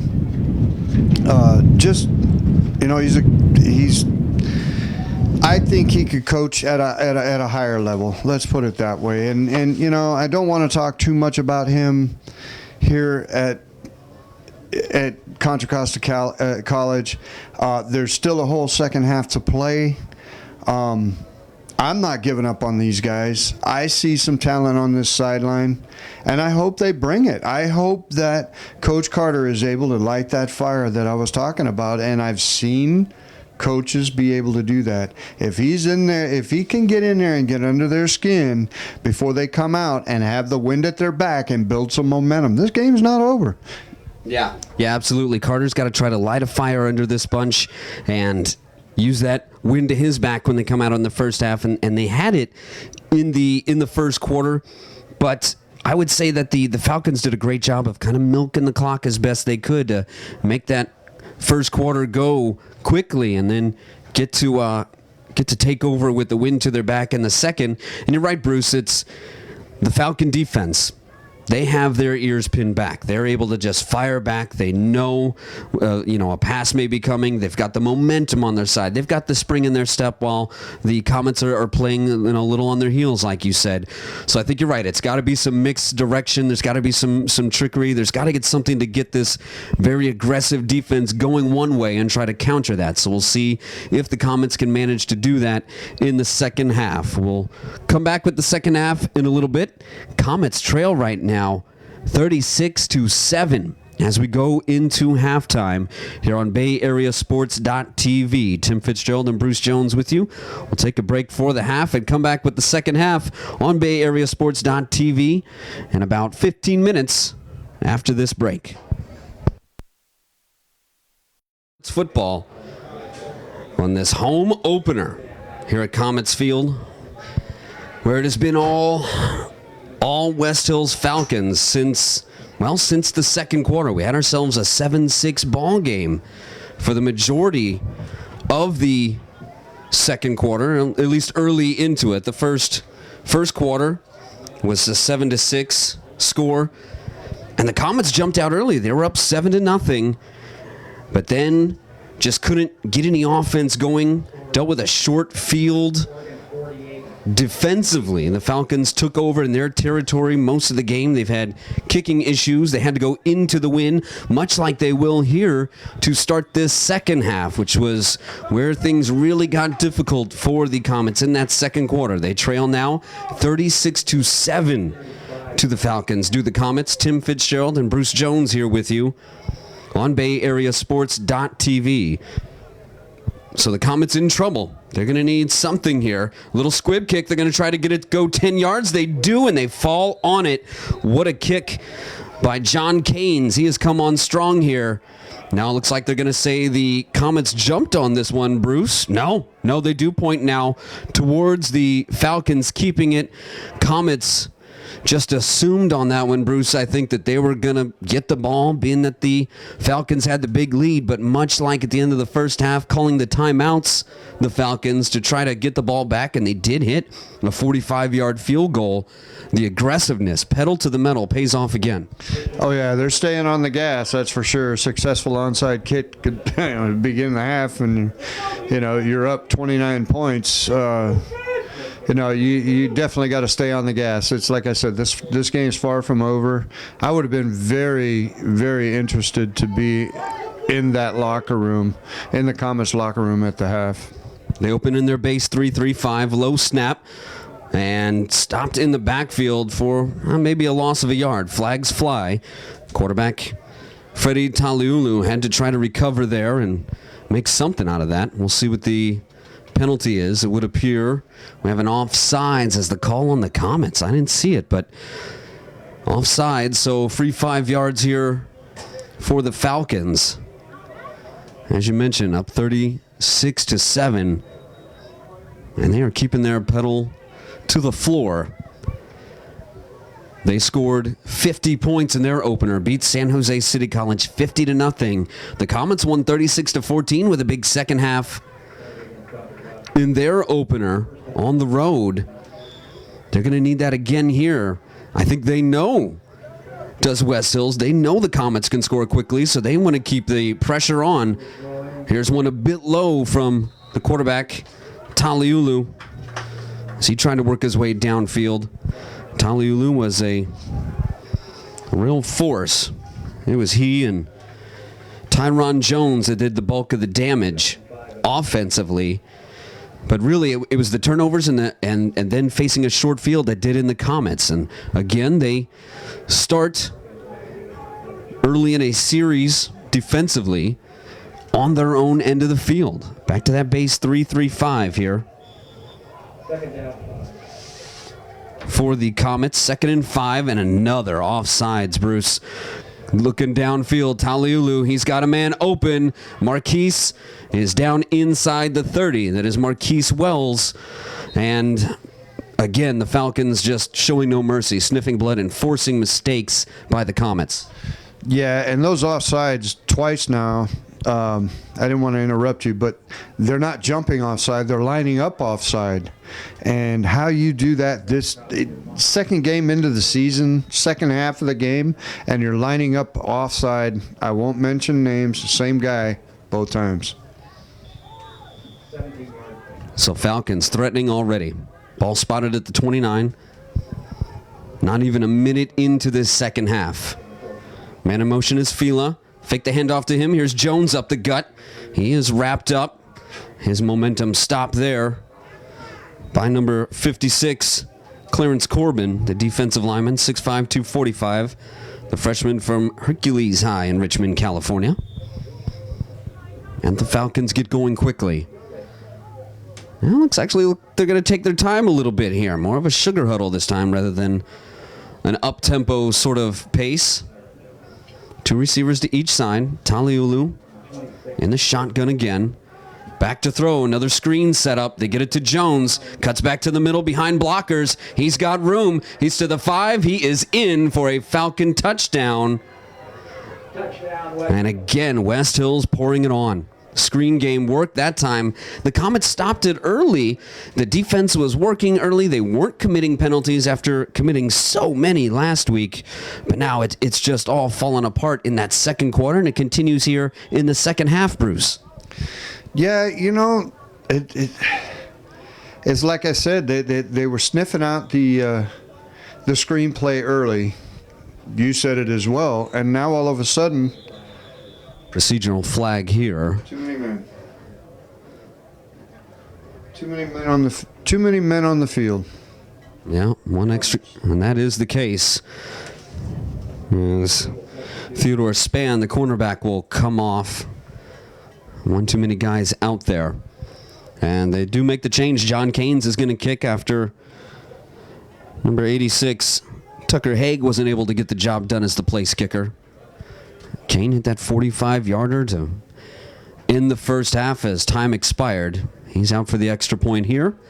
Kick is up, and it is good. 43-7. Just a minute, 10 seconds into this second half. West Hills extends their lead. Oh, one thing I will say, Tim, about Contra Costa College and the family atmosphere here. None of the fans have left. Nobody's gotten up and left. Clearly, they're not pleased, but they support this football team. They love their team, and they're not going to say, "Oh, we're getting creamed and I'm leaving." No, they're sticking it out. They're staying here, and they're rooting for their team. They need something to make some noise about. This team needs to get something going, and when you come in from the half, or when you come back from the half, and a team like the Falcons throws an onside kick at you and it's successful, that's going to take a little bit of the wind out of your sails too. But you know what? I got to tip my hat to these fans. I have not seen anyone leave here. You're right. The Comets just haven't been able to get any sort of positive momentum since late in the first quarter. There just hasn't been anything, any sort of big play, any drive momentum of any sort. Kicking it deep this time does Canes, and it will go out of the end zone, as maybe the Falcons have found their main kicker to go to now. Tim Fitzgerald and Bruce Jones with you on BayAreaSports.tv. Our very first presentation of Contra Costa College Comets football. The home opener not going the way the folks here in San Pablo had hoped for. Well, and we're having our share of technical difficulties here, this being the first one, and I'll be the first to apologize for it. It's some wind issues with equipment, some microphone issues, and that sort of stuff. But you know what? I'm digging it, man. I'm having a good time. It's even with the score like it is, I'm enjoying the football game. Kazakov in at quarterback. He finished the first half in at quarterback. He starts the second half. He swings one out. And a little pickup there. Something positive for the Comets. Gain of about 6, it would appear. Gain of 7, 2nd and 3. Kazakov, another swing out. This one to Calhoun. It was a backwards pass. No, ruled incomplete. It did go forward. Very dangerous there. They're trying this 2 wide receivers stacked to each side and trying to swing out some screens. Not working so far. I was a little surprised they didn't stick with Emmanuel Williams at quarterback. Yeah, and like you said, the play before that, a positive gain. They're trying to find something that's going to work. Changing up the quarterback, Kazakov. I think I said his name right. Anyway, they're trying different stuff, and this is what I was talking about, Tim. Little trap play up the gut on 3rd down. Doesn't look like it gained. Did get a yard. They get a yard on that one, so it's going to bring up 4th and 2. Comets really no choice to go for it. They went for it early. They got their lone touchdown in this game when they were at the Falcon 37 on a 4th and 9, and a beautiful throw down the field from Williams to Hale. That was with 10:14 to go in the first, and looks like we got a pre-snap penalty here of some sort. No, it's offside on the defense. It's going to be 1st down Comets. They needed that, something to get them a 1st down. It's been a long time. And that was by design. That was a hard count, and it drew the defense because the defense was thinking, hold them, get the ball back while we got the wind still at our back. And you know what? That's coached. That was by design. Great job by Kozakov. Yeah, we saw Freedom execute one of those earlier, the Falcons. West Hills Falcons execute one earlier with Taliulu under center with a hard count. Again, the 2 receivers stack on each side. See if they're going to try that little swing screen. Instead, looking downfield, Kazakov. He has time, just a 3-man rush. Now another comes up. He's going to try to keep it, Kazakov, and he'll get out of bounds. Had 2 rushing touchdowns last week, did Kazakov, as he was just working as the short yardage quarterback, but he gains a few this time to create a 2nd and 6 for the Comets. And Tim, again, I want to touch on this. They're changing it up. This is what I said they needed to do. They've put in a different quarterback. They're running a different look at this defense, and they're gaining yards. Look downfield. Now I'll hand it off. A nice draw play. Picks up a few to our doing. So 3rd and manageable. I think that's definitely part of the plan here for the Comets. Not to be in the 3rd and longs, because that happened a lot in that second quarter, and the Falcons were able to just pin their ears back. 3rd and 4 at the 45. 12 minutes to go in the 3rd quarter. 43-7, the Falcons lead. Kazakov, quick slant. It's behind his intended receiver. Bounces off the hands of Frank Stevens, and it'll bring up 4th down. And they're going to bring out the kicking unit, Bruce. Are you surprised by this? At this point, nothing surprising me, Tim. But you know what? Yeah, I think, with it 4th and 4, you're at midfield at this point. What you got nothing to lose. I mean, pinning them back in your punting game, your kicks have been netting like 15 yards. You might as well try and pick up that 1st down. Taking his time before getting the kickoff. And a good one a better one this time. A bouncer to about the 35, as again the Comets are having to go with Terrence Barnes punting. They're not going with the other 2 kickers listed on their roster. So the Falcons take over at their own 35, just under 12 minutes to go, up 43-7. Well, that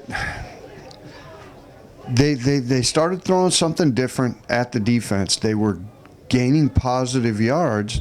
They had some stuff that was working. You got a big hill to climb, and I'm just at a loss of words right now. Toss, now reversing field, looking for some blocking. Trying to come back across, but the Comets do a good job of swarming. But, wow, getting a few yards out of that. Demetric Sanders, well done to even do something with that play. Well, now the defense is not wrapping up on those particular type of plays, and they had him for a loss, and he ends up gaining 5-6 yards on the play. 2nd and 5, it sets up at the 40. 11 minutes to go in this 3rd quarter. 43-7. The Comets trail. They have to get a stop, have to force a 3-and-out, create a turnover. That's what set up their lone touchdown in this game, a forced fumble on a run play. Now plowing ahead, just moving the pile. Or the Falcons for a 1st down. Look like Jones on the carry again. It was Tyron Jones, the freshman from Burroughs High School. 5'11", 210. He has been a force for the Falcons today, whereas the Comets have been without Harold Holcomb III due to an injured hip. He had the big game last week, racking up yards, over 100 in the game, about 130 in that one. Hand off to Jones again. He stopped this time. Great play in the backfield. What a stop by Deontay Reynolds.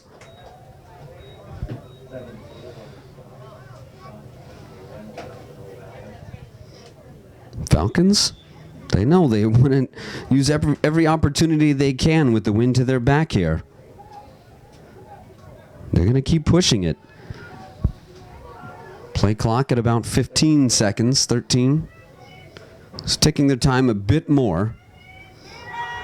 Tuialu rolling left, throwing downfield. This ball is incomplete.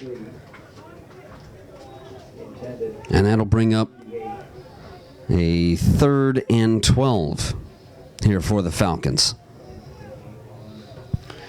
Yeah, the coverage on that play was Chauncey Carter, all the way out of Greensboro, North Carolina. The pass was missed. The coverage was there. And they've got to tighten up their defense as far as their receivers. They've got to be hitting them at the line. They're not doing that.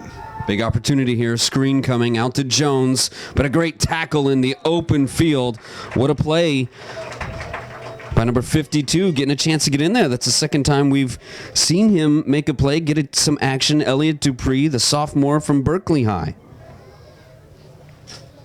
Yeah, Berkeley High School right here down the street, not far from here.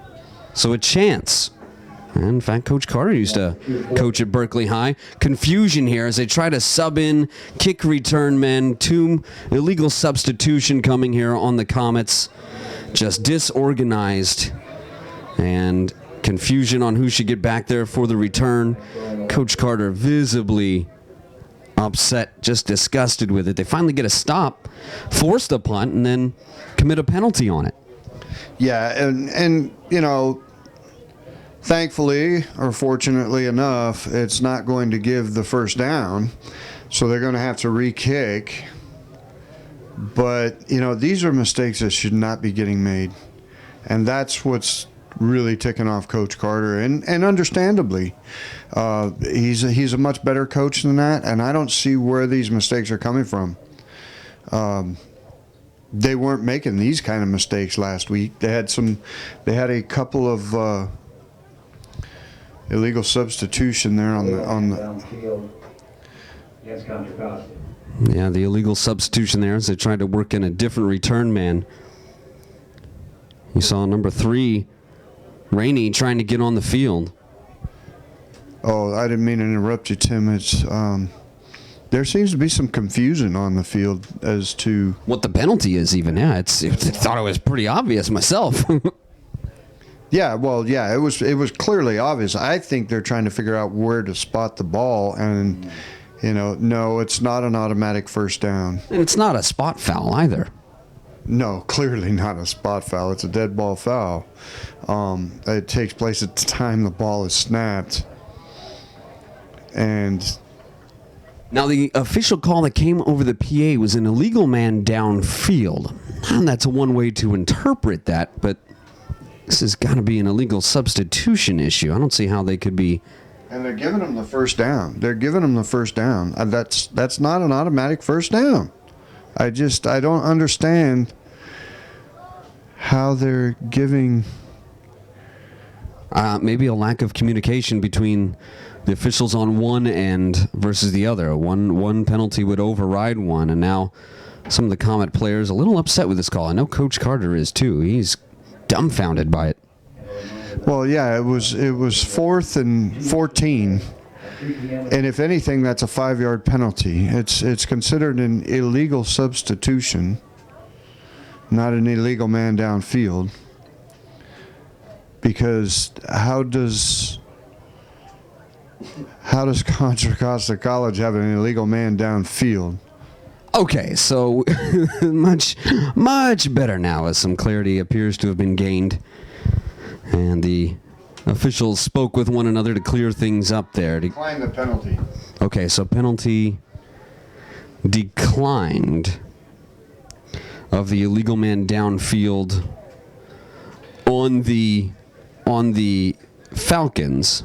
Okay. So After they assessed it on the kick. They backed them up 5 more yards.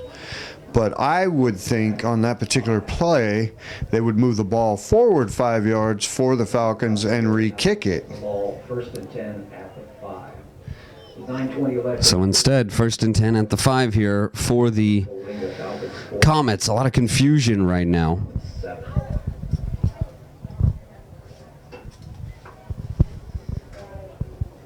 I'm good and confused. I know. I was for a little while, but I wonder why they assessed that on the kick, because it should have been a dead ball foul. And somehow, I guess it negates the illegal substitution for the Comets versus that illegal man downfield by the Falcons. Well, no. The public address said illegal man downfield Exactly. against the Comets. That's impossible. Yeah. It was an illegal substitution. They had too many men on the field. That makes a lot more sense now. 1st and 10. Back to throw Kozakov. He's looking down the sideline. Ooh, but a nice tip. A deflection back to himself there. Well done by number 80, Sterling Taylor. That was great concentration by Taylor. I'm still reeling over the whole confusion on the penalty thing. Sorry, Tim, but yeah, that was great concentration going to the ground and completing the catch after tipping it up. Kozakov looking to his right, swings one out, and it's dropped by Larry Cornish III.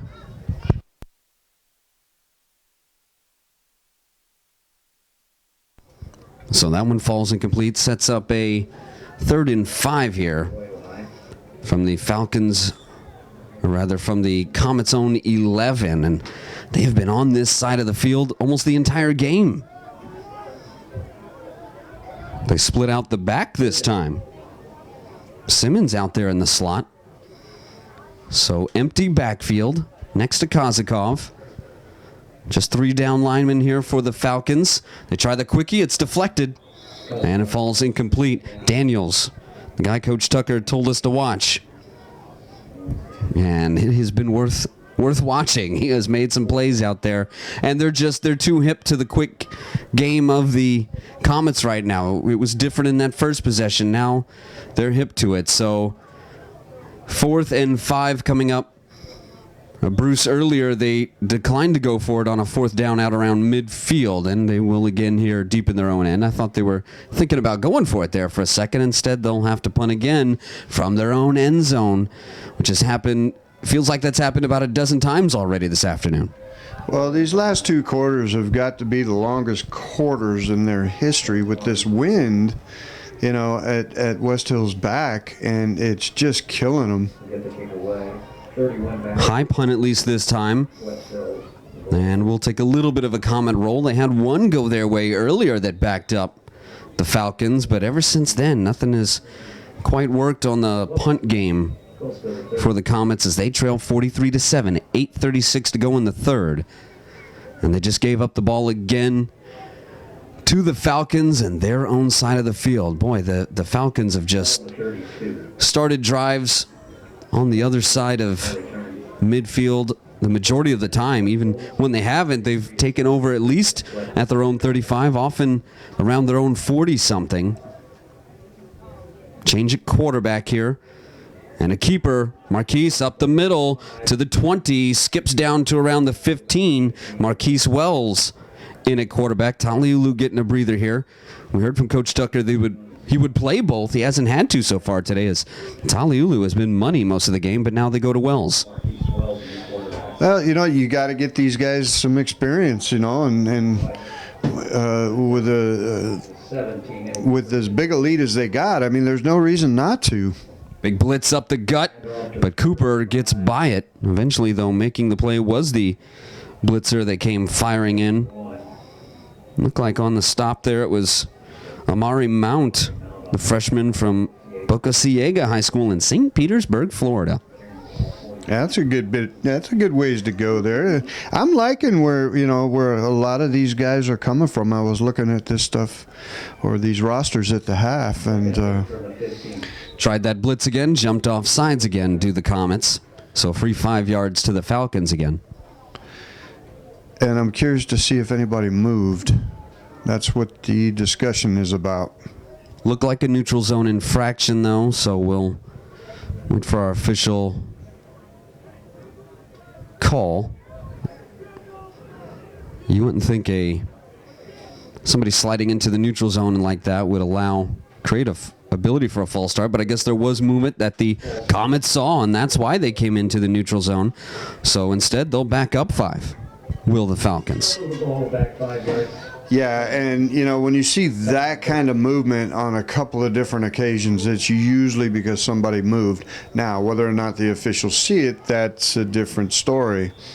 So, you got to be careful when you jump across that line like that.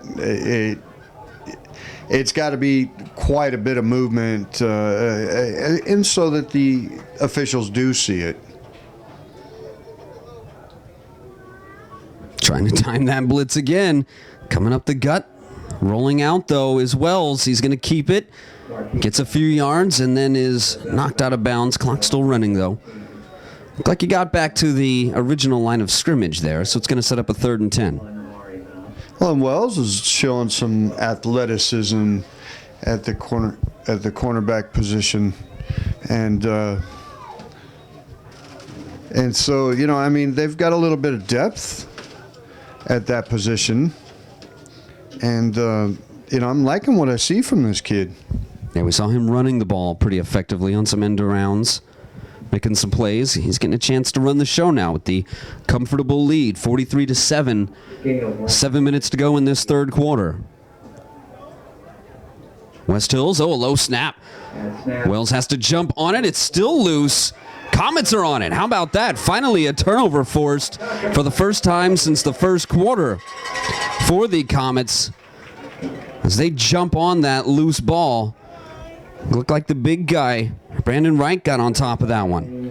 And the fans have a little something to cheer about, you know, and then you never know. This could be just the spark we were talking about. Something like that, so that, you know, West Hills, the Falcons, aren't constantly playing downhill, you know, and now they've got a chance to do something. Let's see what they do with it here, Tim. At least carry some momentum, a better feeling into next week if they can make this a close one. Kozakov rolling right, doing what he does best, tries to break it back in. He'll pick up about 6 or 7 there. Looks like they're going to mark him down at the 44 of the Comets.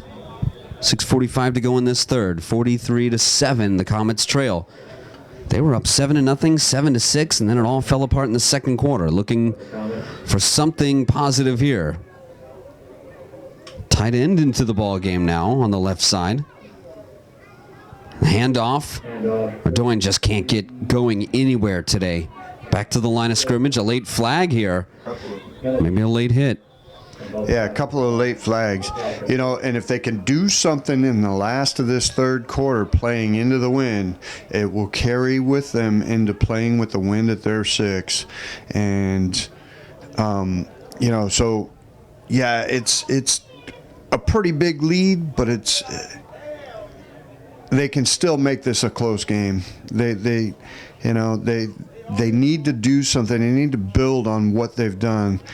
So the lane hit, a personal foul, appears to be a call against the Comets. Maybe trying to clear off the pile. Some linemen jumping into things a little too late. Personal foul against Contra Costa. So the one bit of positive momentum they have gets erased again. Yeah, not only does that erase your momentum right there, but it will tick off your coach because he knows that. Now you've got to come up with some big play just to keep this alive. Kozakov in shotgun, showing the blitz to the Falcons. Kozakov escapes it, steps up, trying to look downfield, nothing available. He will take the sack, swung down in the backfield by Andrew Evans. And now we got another late flag. Another late flag thrown in here from further down. Looked like a back judge or side judge threw that one. Yeah, that one went about 60 yards. Had the wind to his back on that one. Good time to throw a flag. Yeah, that's right. Let's see what they call here. I would think maybe an excessive celebration against the Falcons here. Or an unsportsmanlike, and that is the call. They've called a tight one on that, on the celebrations, but they've let a few sideline hits go we thought were going to get called. Yeah, now my question is, yeah, clearly let a couple of sideline hits go. And very curious to see now. So it just creates a 3rd and 10 here for the Comets to try to get something going. Pardon me, first down, automatic first down on the unsportsmanlike, of course. First down, Contra Costa, the 37. New quarterback into the ball game, looking downfield to throw. It's caught, and he is sandwiched. Took a big shot there, but hung on to the ball. A nice grab and move there by Raquan Jones, and that was Jonathan Banks, the freshman. So the 4th quarterback to appear, another Texas native playing quarterback, Nimitz High School in Houston. Couple of freshmen connecting there as they try to go quickly. Banks back to throw, looks downfield. This ball is almost intercepted. Trying to break in front of that one was Nautica Fleming. So again, trying to do some sort of spark and maybe at the same token as what the Falcons are doing, trying to get some of the younger players a little experience. Yeah, and it's not a bad idea, but right now you get ready to go into the 4th quarter here in five and a half minutes and have the wind at your back. You got to do something with the wind in your face. Jonathan Banks going deep down the far sideline. It is intercepted. Coming back the other way to the 20. Now out to the 30. He's got blockers being chased down from behind, though, and taken down out across the 45 is Craig Haywood, the free safety, making a play there. And just like that, the throw, the chance of going downfield for the Comets intercepted, and back come the Falcons the other way. I don't want to beat a dead horse, but that was the wind again. And, you know, you just, when you got this kind of wind in your face, you just can't throw the ball high. You've got to go for the shorter underneath passes. And when you go up top like that, you are just putting it up for grabs. Now, that being said, I did see some pass interference because the receiver tried to come back and was not allowed by a defender. Wells, the toss. Bobbled. Scoops it back up, though. Swarming defense by the Comets makes the play. Another good play there by Amari Mount, freshman from St. Petersburg, that tried to go to Sanders again, did the Falcons. And it's the second time he's had to try to haul in a wide toss to him. Yeah, and on both sides of the ball, these pitches and these handoffs are taking too long. And that's why these defenses are able to swarm like they are, or the ball is getting dropped. Man in motion is Dukes. They fake the handoff to him, instead up the gut. Carried up to about the 40. This is the big fella Cooper from St. Louis, guy who had the short yardage plunge. And that was a big moment, I think, in this game, Bruce, when the Falcons could prove that they could go short yardage and punch it in after getting stopped the series before. When he punched it in for the touchdown and then caught the 2-point conversion on a play action in the flat, things really swung at that point. 3rd and 9. 3rd and 9 here. 4 minutes to go in the third quarter. 43-7, the Comets trail. Trying to get some sort of a stop here against the Falcons. They try to show that blitz again. Coming up the gut. Screen again. Intercepted. What a play by the big man. He's still rumbling. Hard to take down. A nice play by Deontay Reynolds. He has had a good game on the defensive line. And he caps it off there with an interception for the Comets. Another local boy. That was... that had everything but the bow on it. That was definitely gift wrapped, and that is a lineman's dream. The only way that can get any better is if you're down near the goal line. One of the 300-pounders on the interior of this line, the defensive tackle, Deontay Reynolds, 6'5", 315 from Pinole Valley High, the sophomore from Richmond, California. So an I formation now behind Banks. Shotgun eye still, of course. Well, now they split it out to an offset eye. As Story Jr. works his way out. Here's Banks on the keep. Rolling right, dumps one off, but a little too far for his receiver. As he tried to go to Torres, but incomplete. Athletic ability from Banks. He's showing a lot of movement out there, but again, having trouble completing passes. Really still surprised they haven't gone back to Emmanuel Williams. Well, you know, that's great by design, just not able to finish. And this is, again, you know, what we were talking about, how you've got to come at them with something different. If you become predictable or one-dimensional, it's going to be a really, really long second half. So Comets huddling with the freshman in. Play clock down to 2 seconds, down to 1. They just get that off. They try the end around. Nowhere to go. Wrapped up in the backfield. As that did not work. Second time they've tried that today. Frank Stevens, and again the same result. A big play by Tashad Charity. It's almost a carbon copy of the one that happened in the second quarter. Yeah, and it's not fooling anybody. You know, and again, I'm beating a dead horse, but you know, you got to come at them with something different. 41, 3rd and 19. Problem is you got the freshman quarterback Banks in. He tries to rifle one in. Nice snag in traffic, hanging on, taking the big hit. Nice play there by Frank Stevens. He got rocked by Corey Richardson, but hung on to it. And those are the passes I was talking about a little while ago, Tim. You know, you get that ball up in the air, the wind's going to knock it down. You're putting it up for grabs. Those underneath passes, the bullets, those are the ones your receivers are going to catch. High snap, Banks handles it and throws behind his receiver there. So this will be a fourth. That was 4th and 5 as they tried to go quickly there. And a turnover on downs gives it back to the Falcons.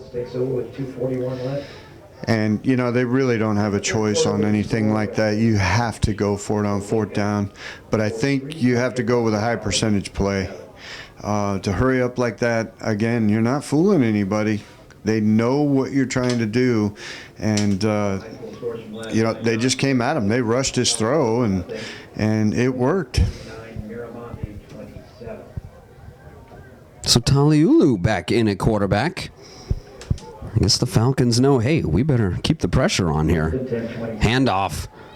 Broken up in the backfield. Again, great pressure from the Comets as they're swarming out there. Mount and Cuevas got in there, I believe. So, second and long. Clock running. I'm sure the Falcons happy to see that. Oh, yeah, absolutely. And the only thing that the Comets can like about it is they're going to have the wind at their back here in a minute. But, I'm watching these trees and stuff in the air, and it almost seems like it's dying down a little bit. Yeah, the flag calming a bit out in the end zone. Back to throw. Taliulu fires one upfield, and this one will be overshot. Overthrew everyone there. Tried to go to Marquise Wells. So third and long coming up. 3rd and 13. Falcons at their own 24. On top 43-7. Surprised they tried to go up top there, but I guess they know, okay, last shot. We got the wind to our back. One more minute here. Let's try it again. Yeah, it wouldn't surprise me to see it again right here. And, that being said, I'm watching Coach Carter on the sideline here, and he's still very, very animated. He's not circling the wagons in a way that would concede. There's a run right up the gut. And the Comets laying some wood out there, putting the hit on Cooper that time, the big fella, as the Falcons were content to just run that one up the gut, keep the clock going, and punt this ball away. Yeah, Coach Carter, a chance to have some of his younger players, some of his backups get out there and learn how to run this defense, how to play this in this system in case they need them. Punt, high hanger to Rainey. He's going to have to watch this one roll. He does scoop it up now. He's going to try to reverse his field and cut up. Nowhere to go. No blocking there for him. He gets out to about the 23-yard line. That's where the Comets will take over. And we'll see if the youngsters are back out there as he try to get them some work. Try to get them some clock, get them familiar. In fact, they will send quarterback Jonathan Banks back out there. The 6'3", 210-pound freshman from Nimitz High in Houston, Texas. 29-yard punt, -1 on the return. Contra Costa takes over 1st and 10. Banks trying to adjust his belt or his towel there before the snap. He handles it. Looks right, throws that way, and he skips one low. Incomplete.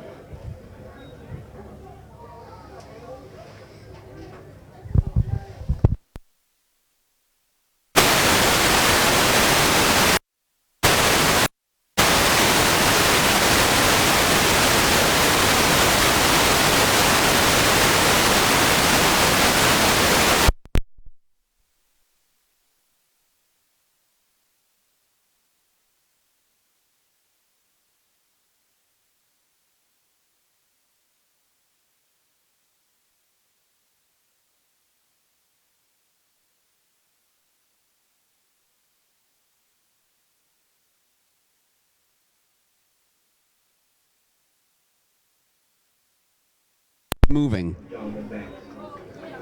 Banks getting some valuable time here. 15-yard. And this is at least something you can do in a game like this. At least use this opportunity. Valuable time for your backups, get some experience. Again, skips one low, zips one low, does Banks. Seems to be a bit of a trend for him. For number 9, Terrence Barnes. Skip that one a little low to Barnes. Non-conforming on the coverage.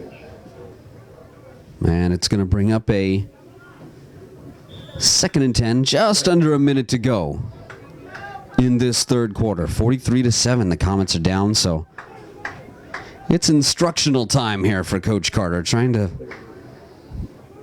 get some of next year's starters some work. Still that receiving core, primary starters are out there. Same for Ardoin here. Finally a little room for him. Every time he's gotten the ball, he's had some people around him. Very little opportunity to do anything. So chance to get out there on a toss and pick up a few. Third at about a 6-ish coming up, 7-ish. Just to have possession of the ball as this quarter changes over. 25 seconds to go. Would be good here. Banks handles the high snap. Going downfield. No, he changes his mind. He's going to scramble. Trying to work his way up the sideline. He has the first down. Cuts back in. He gets to about the 45. So the Comets will have the ball as we start this fourth quarter. They trail 43-7. 14 seconds to go in this third quarter.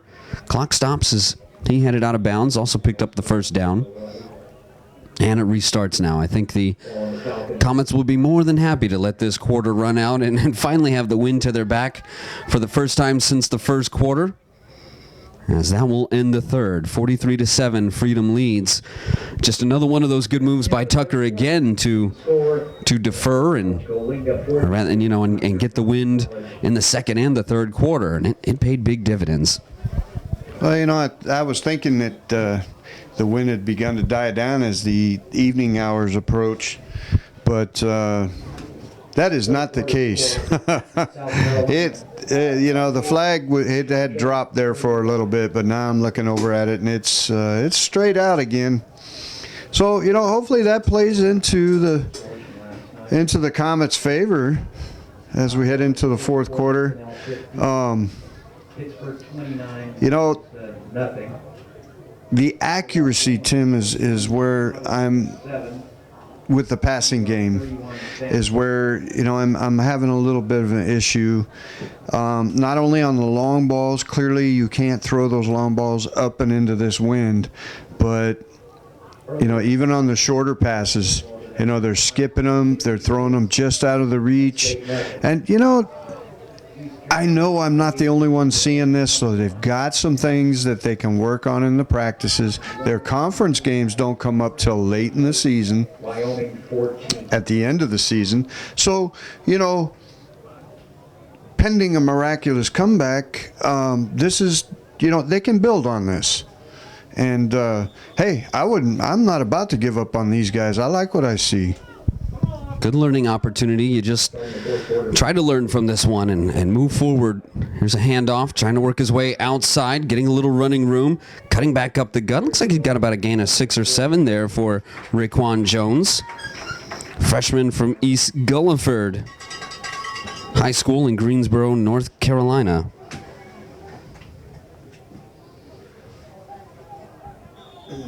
So the wind to their back here, finally.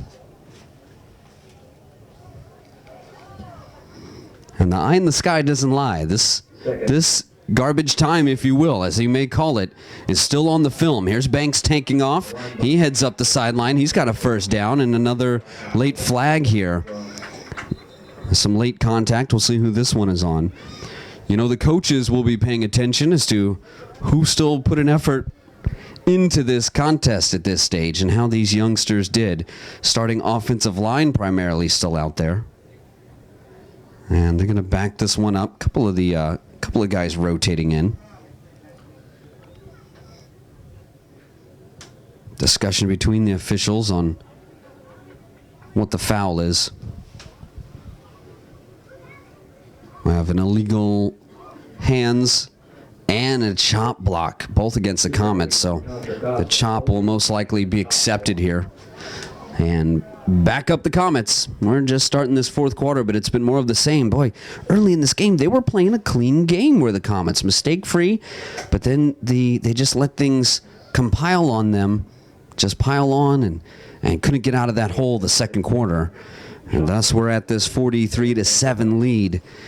After it was 7-0 Comets early on, 7-6 at one point. 39-yard line. The defense held up well for a while, but Falcons just had so many short fields, took advantage of the wind, the punt game being difficult for the Comets, and turnovers, of course.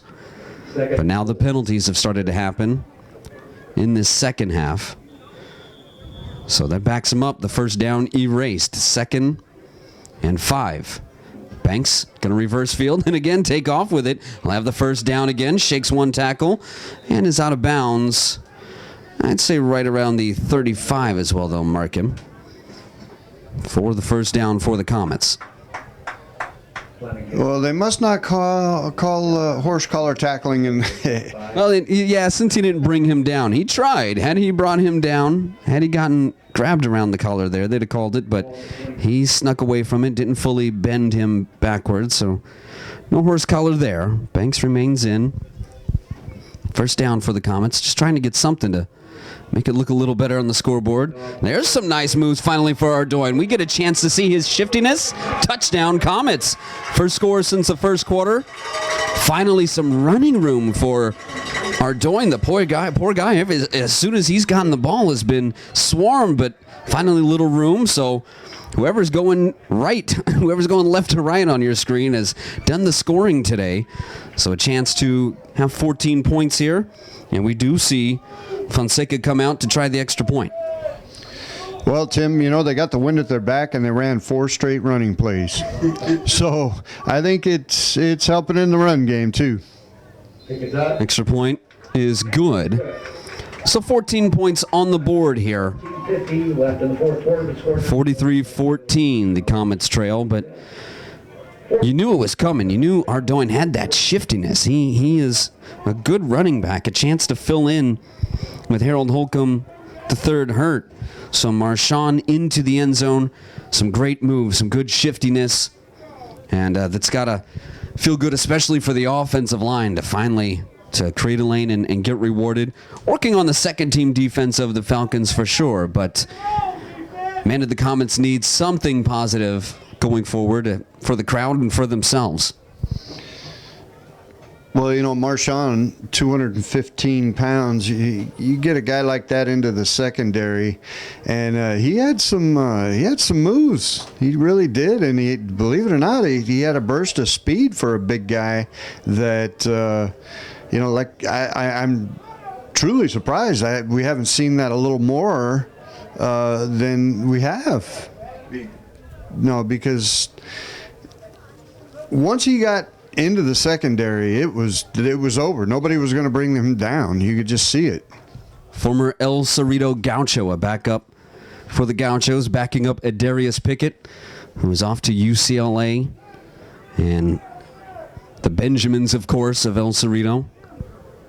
They could really line up a scoreboard. They were the Section 3 champions this past year. Kicking this one deep. Falcons were ready for an onside kick anyway. Instead, this one goes out of the end zone with that wind to the back, and just a good kick in general, too. I think even without the wind, that thing was in the end zone. Yeah, he got a leg into that. Definitely. We got a flag on the field, Tim, and I'm not sure. That's in the area of offside. They are talking to Coach Carter about it. Ted Noble, number 31, had his hands out, like wondering what it was. So the officials discussing it isn't offsides. Instead, though, they call it against West Hills in their formation, as they were expecting an onside kick. So they were lined up improperly there, perhaps. Although this ball is currently being spotted at the 30, so perhaps it was just a point in the wrong direction there. Perhaps this really was against the Comets, as would make a little more sense in offsides. You might call an illegal procedure for not enough men on the line for a return team, but not an offsides. But they will stick with that call. It is declined as well. So they'll spot it back at the 25.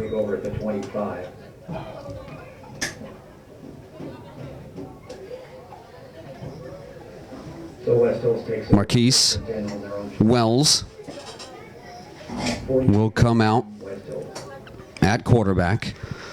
And we'll see if the Falcons finally just try to run out the clock. You'd think they would at this stage now, especially wind to their face. I think maybe they'll finally call off the dogs. Here is a handoff. They're still going with Jones, though, the bell cow for this offense. He gains 2. 23. Tyron Jones, he has had an amazing game. Just a freshman. 3. Carrying the ball was Tyron Jones.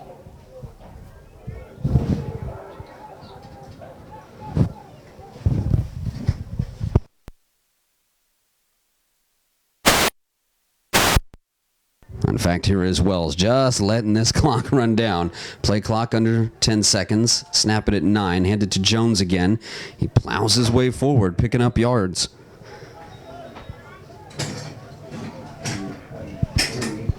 Coach Carter still upset out there. He wants a better effort from his defense, regardless of what unit is in and what the score is.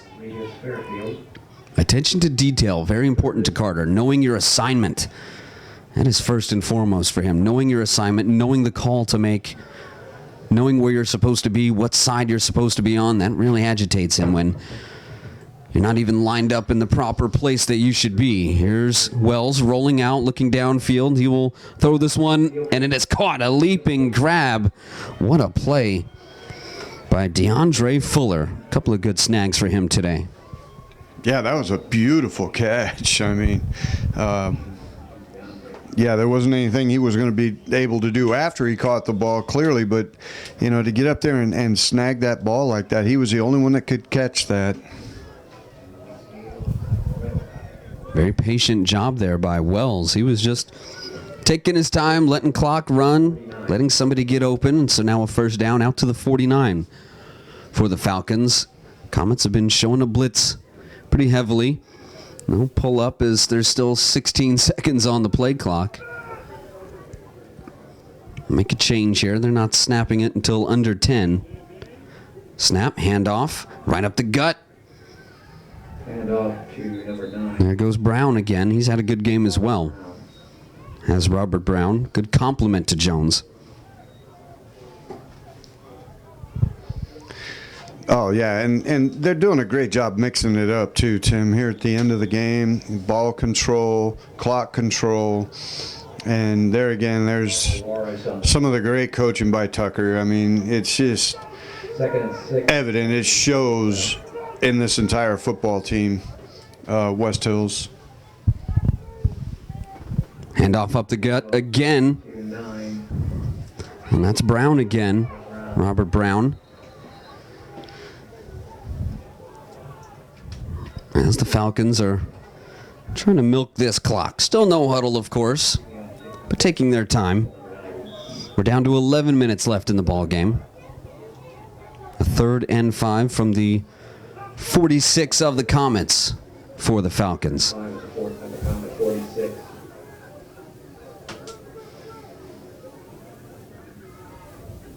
Wells, man in motion. Fake that handoff. Again, go to Brown. Working his way outside. He's got the first down and more. He's outside to the 35 and tackled there. So first down for the Falcons. They're content to just get a little something on first, get a little something on second, and then try to convert on the 3rd down, working against these Comets backups to keep the clock moving and this drive going. Yeah, what made that entire play, Tim, was the fake handoff. It froze the defense.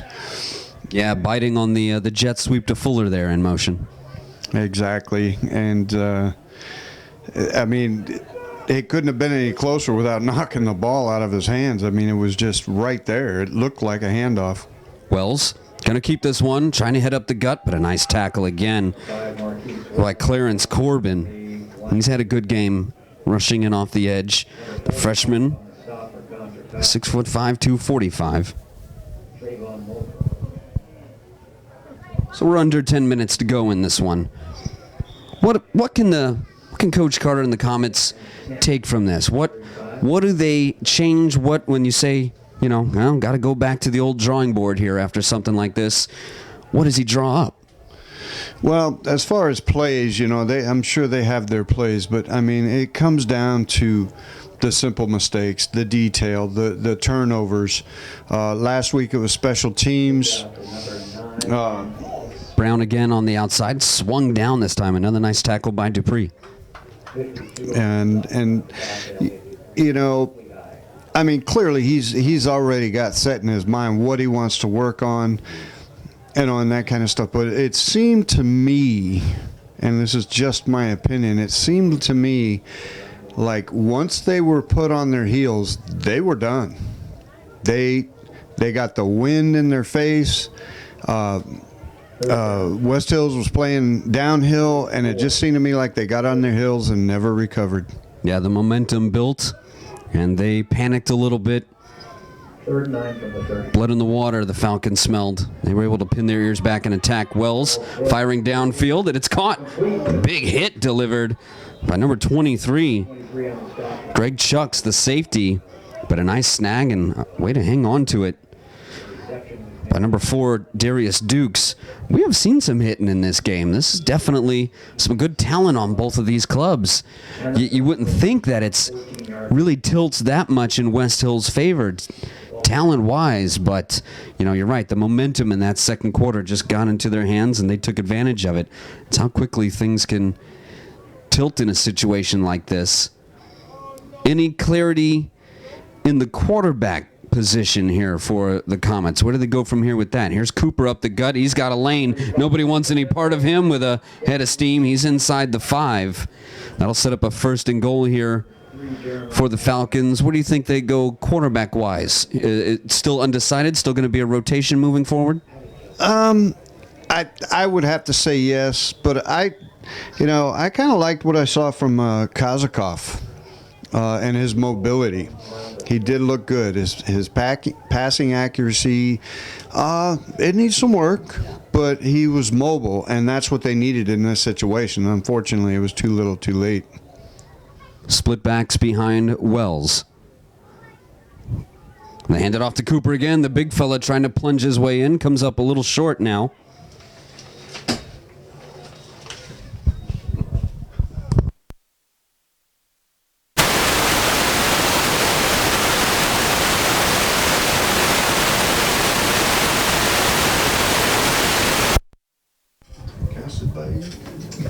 Darnell Cooper on the run, 45. A little over 7 minutes to go here. Goal at the 2.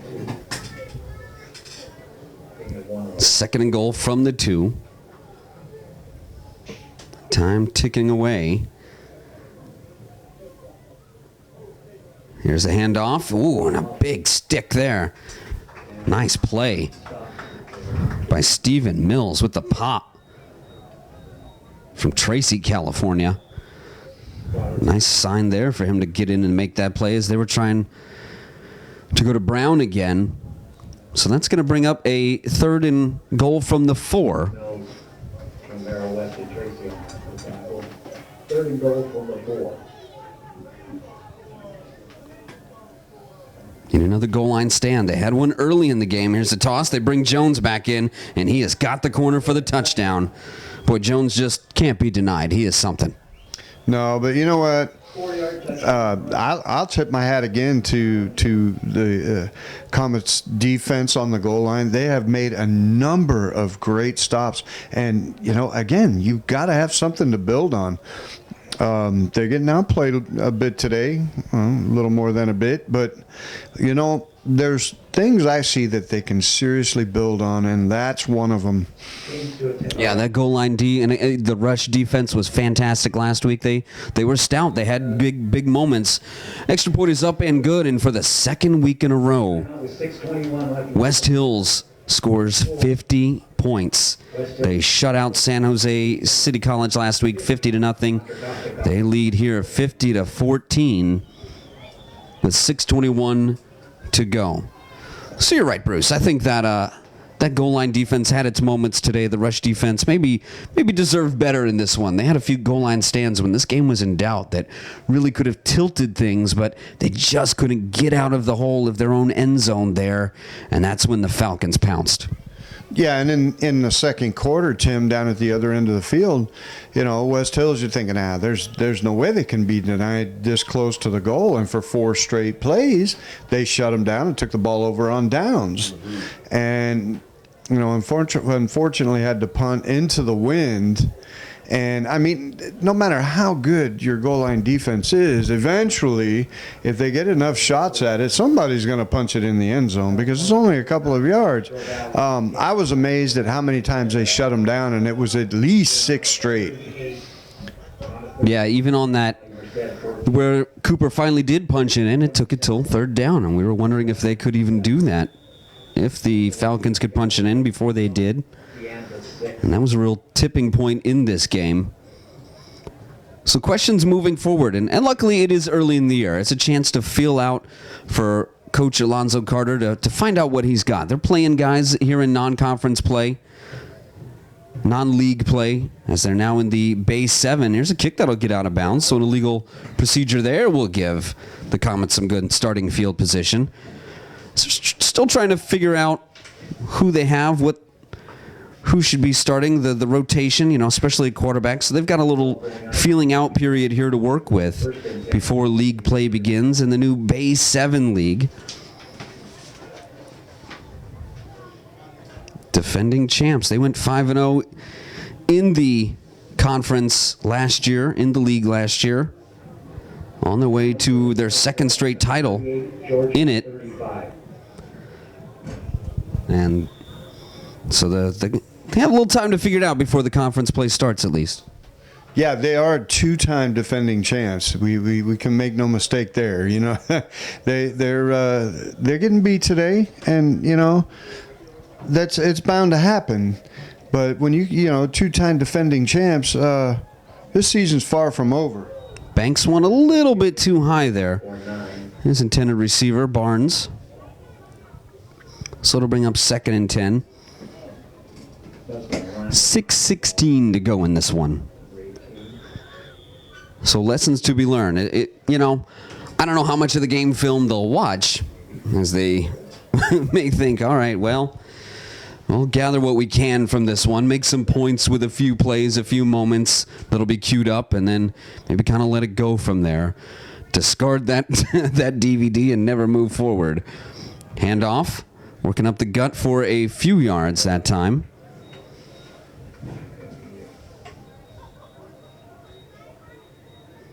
As we approach 6 minutes, 50-14, the Comets trail. Yeah, but again, Tim, I mean, they got a lot to hang their hat on. This pass incomplete. Intended for 17. That was intended for Dominic Barnett. 4th and 6. From Los Angeles, California. Wow, that's again, that's quite a ways out, But we got some East Coast guys in here too. I'm liking it. We got some Texas, North Carolina, that kind of stuff, and yeah. So they definitely got some stuff to work on. But I'm liking what I see, Tim. Barnes is going to keep it. We saw this attempted earlier as well, trying to get to the sideline. He's got it. They say he stepped out of bounds at looks like they'll mark him down around the 35. So they keep this drive alive and keep possession of the ball here with 5:39 to go. The schedule coming up after this West Hills game, they go on the road. On the 20th, they'll be out at Reedley. That'll be a 7 p.m. game. Then they'll come back home for Merced to take on Merced on the 27th. October 4th, take on Los Medanos. That'll be on the road at 1 p.m. Then the bye, and then conference play begins. They'll take on Yuba, Redwood, Shasta, Mendocino, and San Jose. And that's when they've got to have things squared away, when all the questions have to be answered by that Yuba game. You'd like to have it, of course, figured out by the next home game against Merced, of course, or next week. You don't really want to give any game away by any means, but you want to at least have some momentum and have all your questions answered going into conference play. Yeah, definitely. And it's again, you have to build on this. You have to know that you're a much better team than the scoreboard shows. Swing outside. Another nice play there. Good grab by Frank Stevens from St. Elizabeth High in Oakland, California. 5'10", 175. He's had a busy day and hasn't been able to get anywhere on those end arounds, but has shown good hands when the ball has been in a catchable position. Comets trying to hurry up and score here. 4:20 to go in this one. Banks takes the high snap, will keep it himself. Looks like the design keep, trying to get outside. He'll now head upfield for a first down. Should have enough for a first down at the 22. It's down to the 22 now. And this at least, like we said, this playing time for the youngsters, that's going to be a big deal moving forward. The fact that they got in there and got some clock, even in this tough situation. But getting out there and having to throw, that's one advantage. Getting out there and running the pass plays down like this instead of being up and having your youngsters in the ball game. Hale on that reception. Picks up maybe a yard there. Second down coming up. So a disappointing home opener here for the Comets. 2nd and 9 at the 22 after the 1 yard. We'll have to regroup. Head out on the road. Trying to work this no huddle. Play clock down to 5 seconds though. Haven't really been hurrying up that well. Banks back to throw. Going for the end zone, and he's got his man. A touchdown. Comets by Raekwon Jones. And Tim, again, the fans have something to cheer about, and I've got to tip my hat to these guys yet. Again, nobody has left this ball game. I have not seen one person that was here leave since I've been here.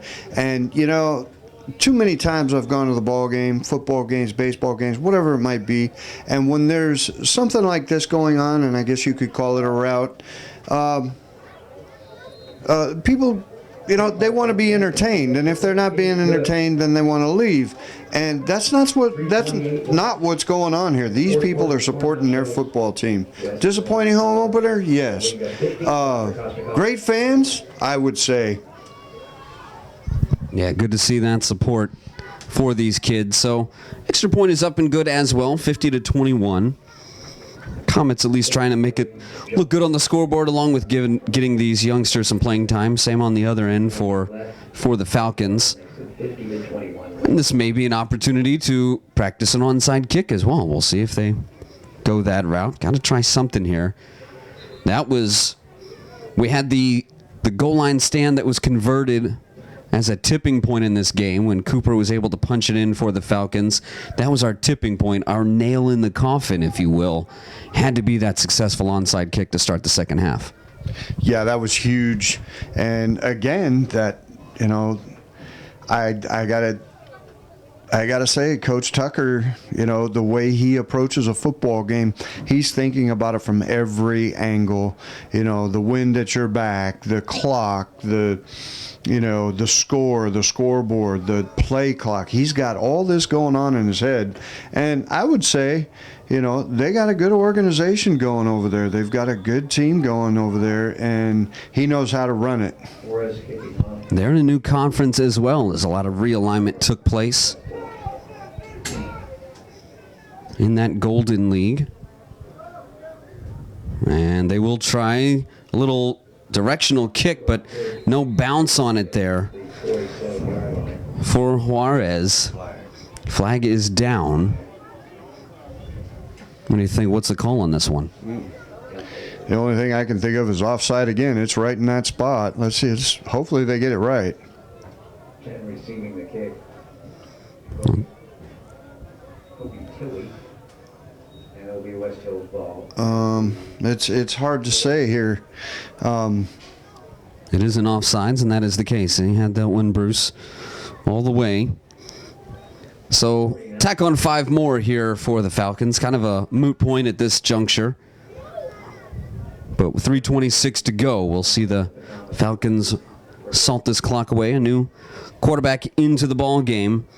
It's number 10, Cody Tilley, sophomore, 6 foot 207. Falcons at the Comet 48. He'll hand it off. New running back in too, but more the same results. He's got a lane. He's churning and moving his way upfield. That's a nice carry by number 28, D'Anthony Gross. the freshman, D'Anthony Cross, pardon me, that's a C there. And boy, they have got a stable of backs to work with, do these Falcons.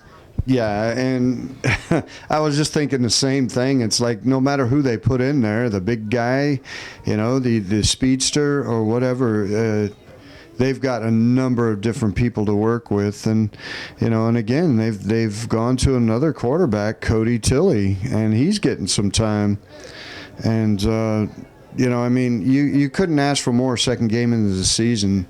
To be this far ahead and working your second and third string players, getting them some playing time and some experience, because these are the guys you're going to be counting on next year and the following year as your juniors and seniors move on, if you will.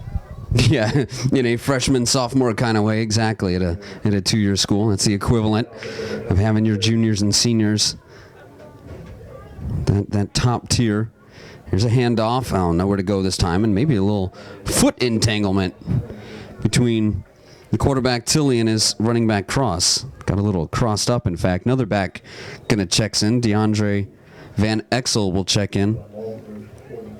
Another freshman. Another Norfolk product here.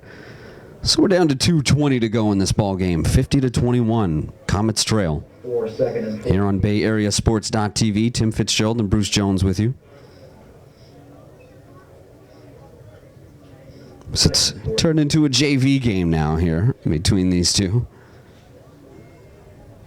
Bringing that blitz again, the Comets, and another big play. It's been big number 51, Amari Mount, just firing through, the 6'1", 235 freshman from St. Petersburg on these blitzes right up the gut. They've been running that same play, and he keeps blowing it up for the Comets. Well, Tim, I think it was Joe Montana was asked in an interview one day, what's your favorite play of the game? He said the kneel down. Of course, they're not kneeling the ball down here. They're just running it up the middle. And you know what? I guess that's okay, Absolutely, yes. Not victory formation here just yet. They're going to do the jet sweep here on the handoff. Gain of a few yards there for Jace Bolasan. As we're approaching a minute left in this one.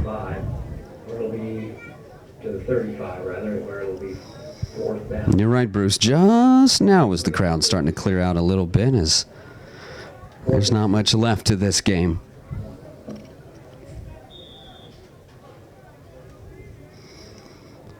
So the Comets will drop to 1-1 on this young 2014 season, with some things to learn from this game, some things to improve on, and some notes to take, some questions to answer, work to do. I'm sure Coach Cardinal will be happy to get to that work and try to help his team improve, always coaching at every corner, every turn. They're going to just accept a delay of game here, it would appear,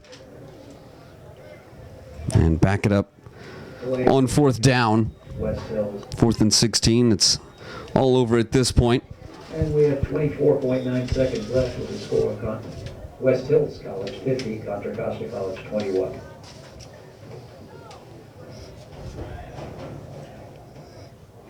Well, a formality at this point for Coach Tucker and his crew,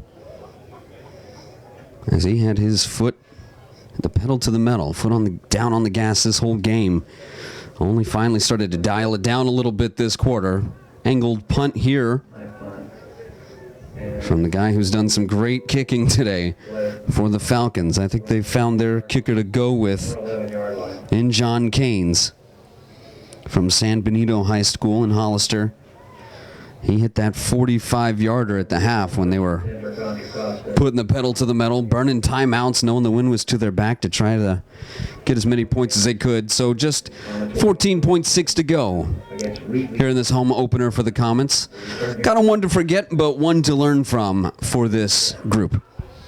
Yeah, and if there was any doubt in the kicking game for West Hills, coming in, there isn't now. That's clear. That was that field goal just, Contra Costa will take a knee. that was one of those nails in the coffin as well at the end of the first half. And then to start the second half with that onside kick, it just, you know, there were a couple of things that could have sparked the Comets in the second half, and they just, you know, it seemed like they just kept shooting themselves in the foot. And, you know, again, when they get into practices and stuff this week, they're gonna have to focus on detail. I'm not the coach. I don't know what approach he's gonna take, but there were some simple things that really cost them a lot, and including momentum, and that is just huge in games like this. Because believe it or not, simple things like, you know, having the wind at your back in second and third quarter could have made the difference in, you know, the mistakes that were made, like throwing the ball up too high, having it intercepted, or you know, just simple things like that. You know, it could have been, the score could have been the other way around, you know. And so you're going to have to get into detail and executing plays. You know, the special team thing, I'm sure they worked on it this week, and it showed today. Contra Costa College. I tip my hat to them for staying in the game, or trying to stay in the game and never giving up. You have to do that as a football player, as a coach, or a coaching staff. As far as what I think they need to work on, detail. And I think that Coach Tucker from West Hills was referring to that. You know, what he wanted to carry into today from last week was detail. They won big last week too. 2 straight games, 100 points. You know, 50 points apiece, and you know, and that's, you can't ignore that. So I tip my hat to West Hills. Mount Diablo, hey, don't hang your heads. You got a lot. A lot to hang a hat on. You know, their goal line defense, their defense in general, really looked good to me today. The scoreboard doesn't show that, but they did. And with that, Tim, I'm gonna go ahead and leave it to you now. So the offense has a little trouble getting going anywhere. It leaves the defense in a tough bind. Still something to work out for the Comets. What to do with the quarterback position, how to get some continuity there, and continuous, consistent performance to help this offense go. Left the defense in a tough spot, dealing with a lot of short fields for the Falcons, and the things really piled on them momentum-wise and in the scoreboard in that second quarter, and what was a 7-6 ball game at the time. It really tilted. The Comets fall today 50-21 here in the home opener. On the road next week for the Comets. I want to thank you all for tuning in to Comets football, Contra Costa College Comets football here on BayAreaSports.tv. On behalf of my broadcast partner Bruce Jones, our producer Tim Banks, I'm Tim Fitzgerald signing off from San Pablo, wishing you a good night. Peace.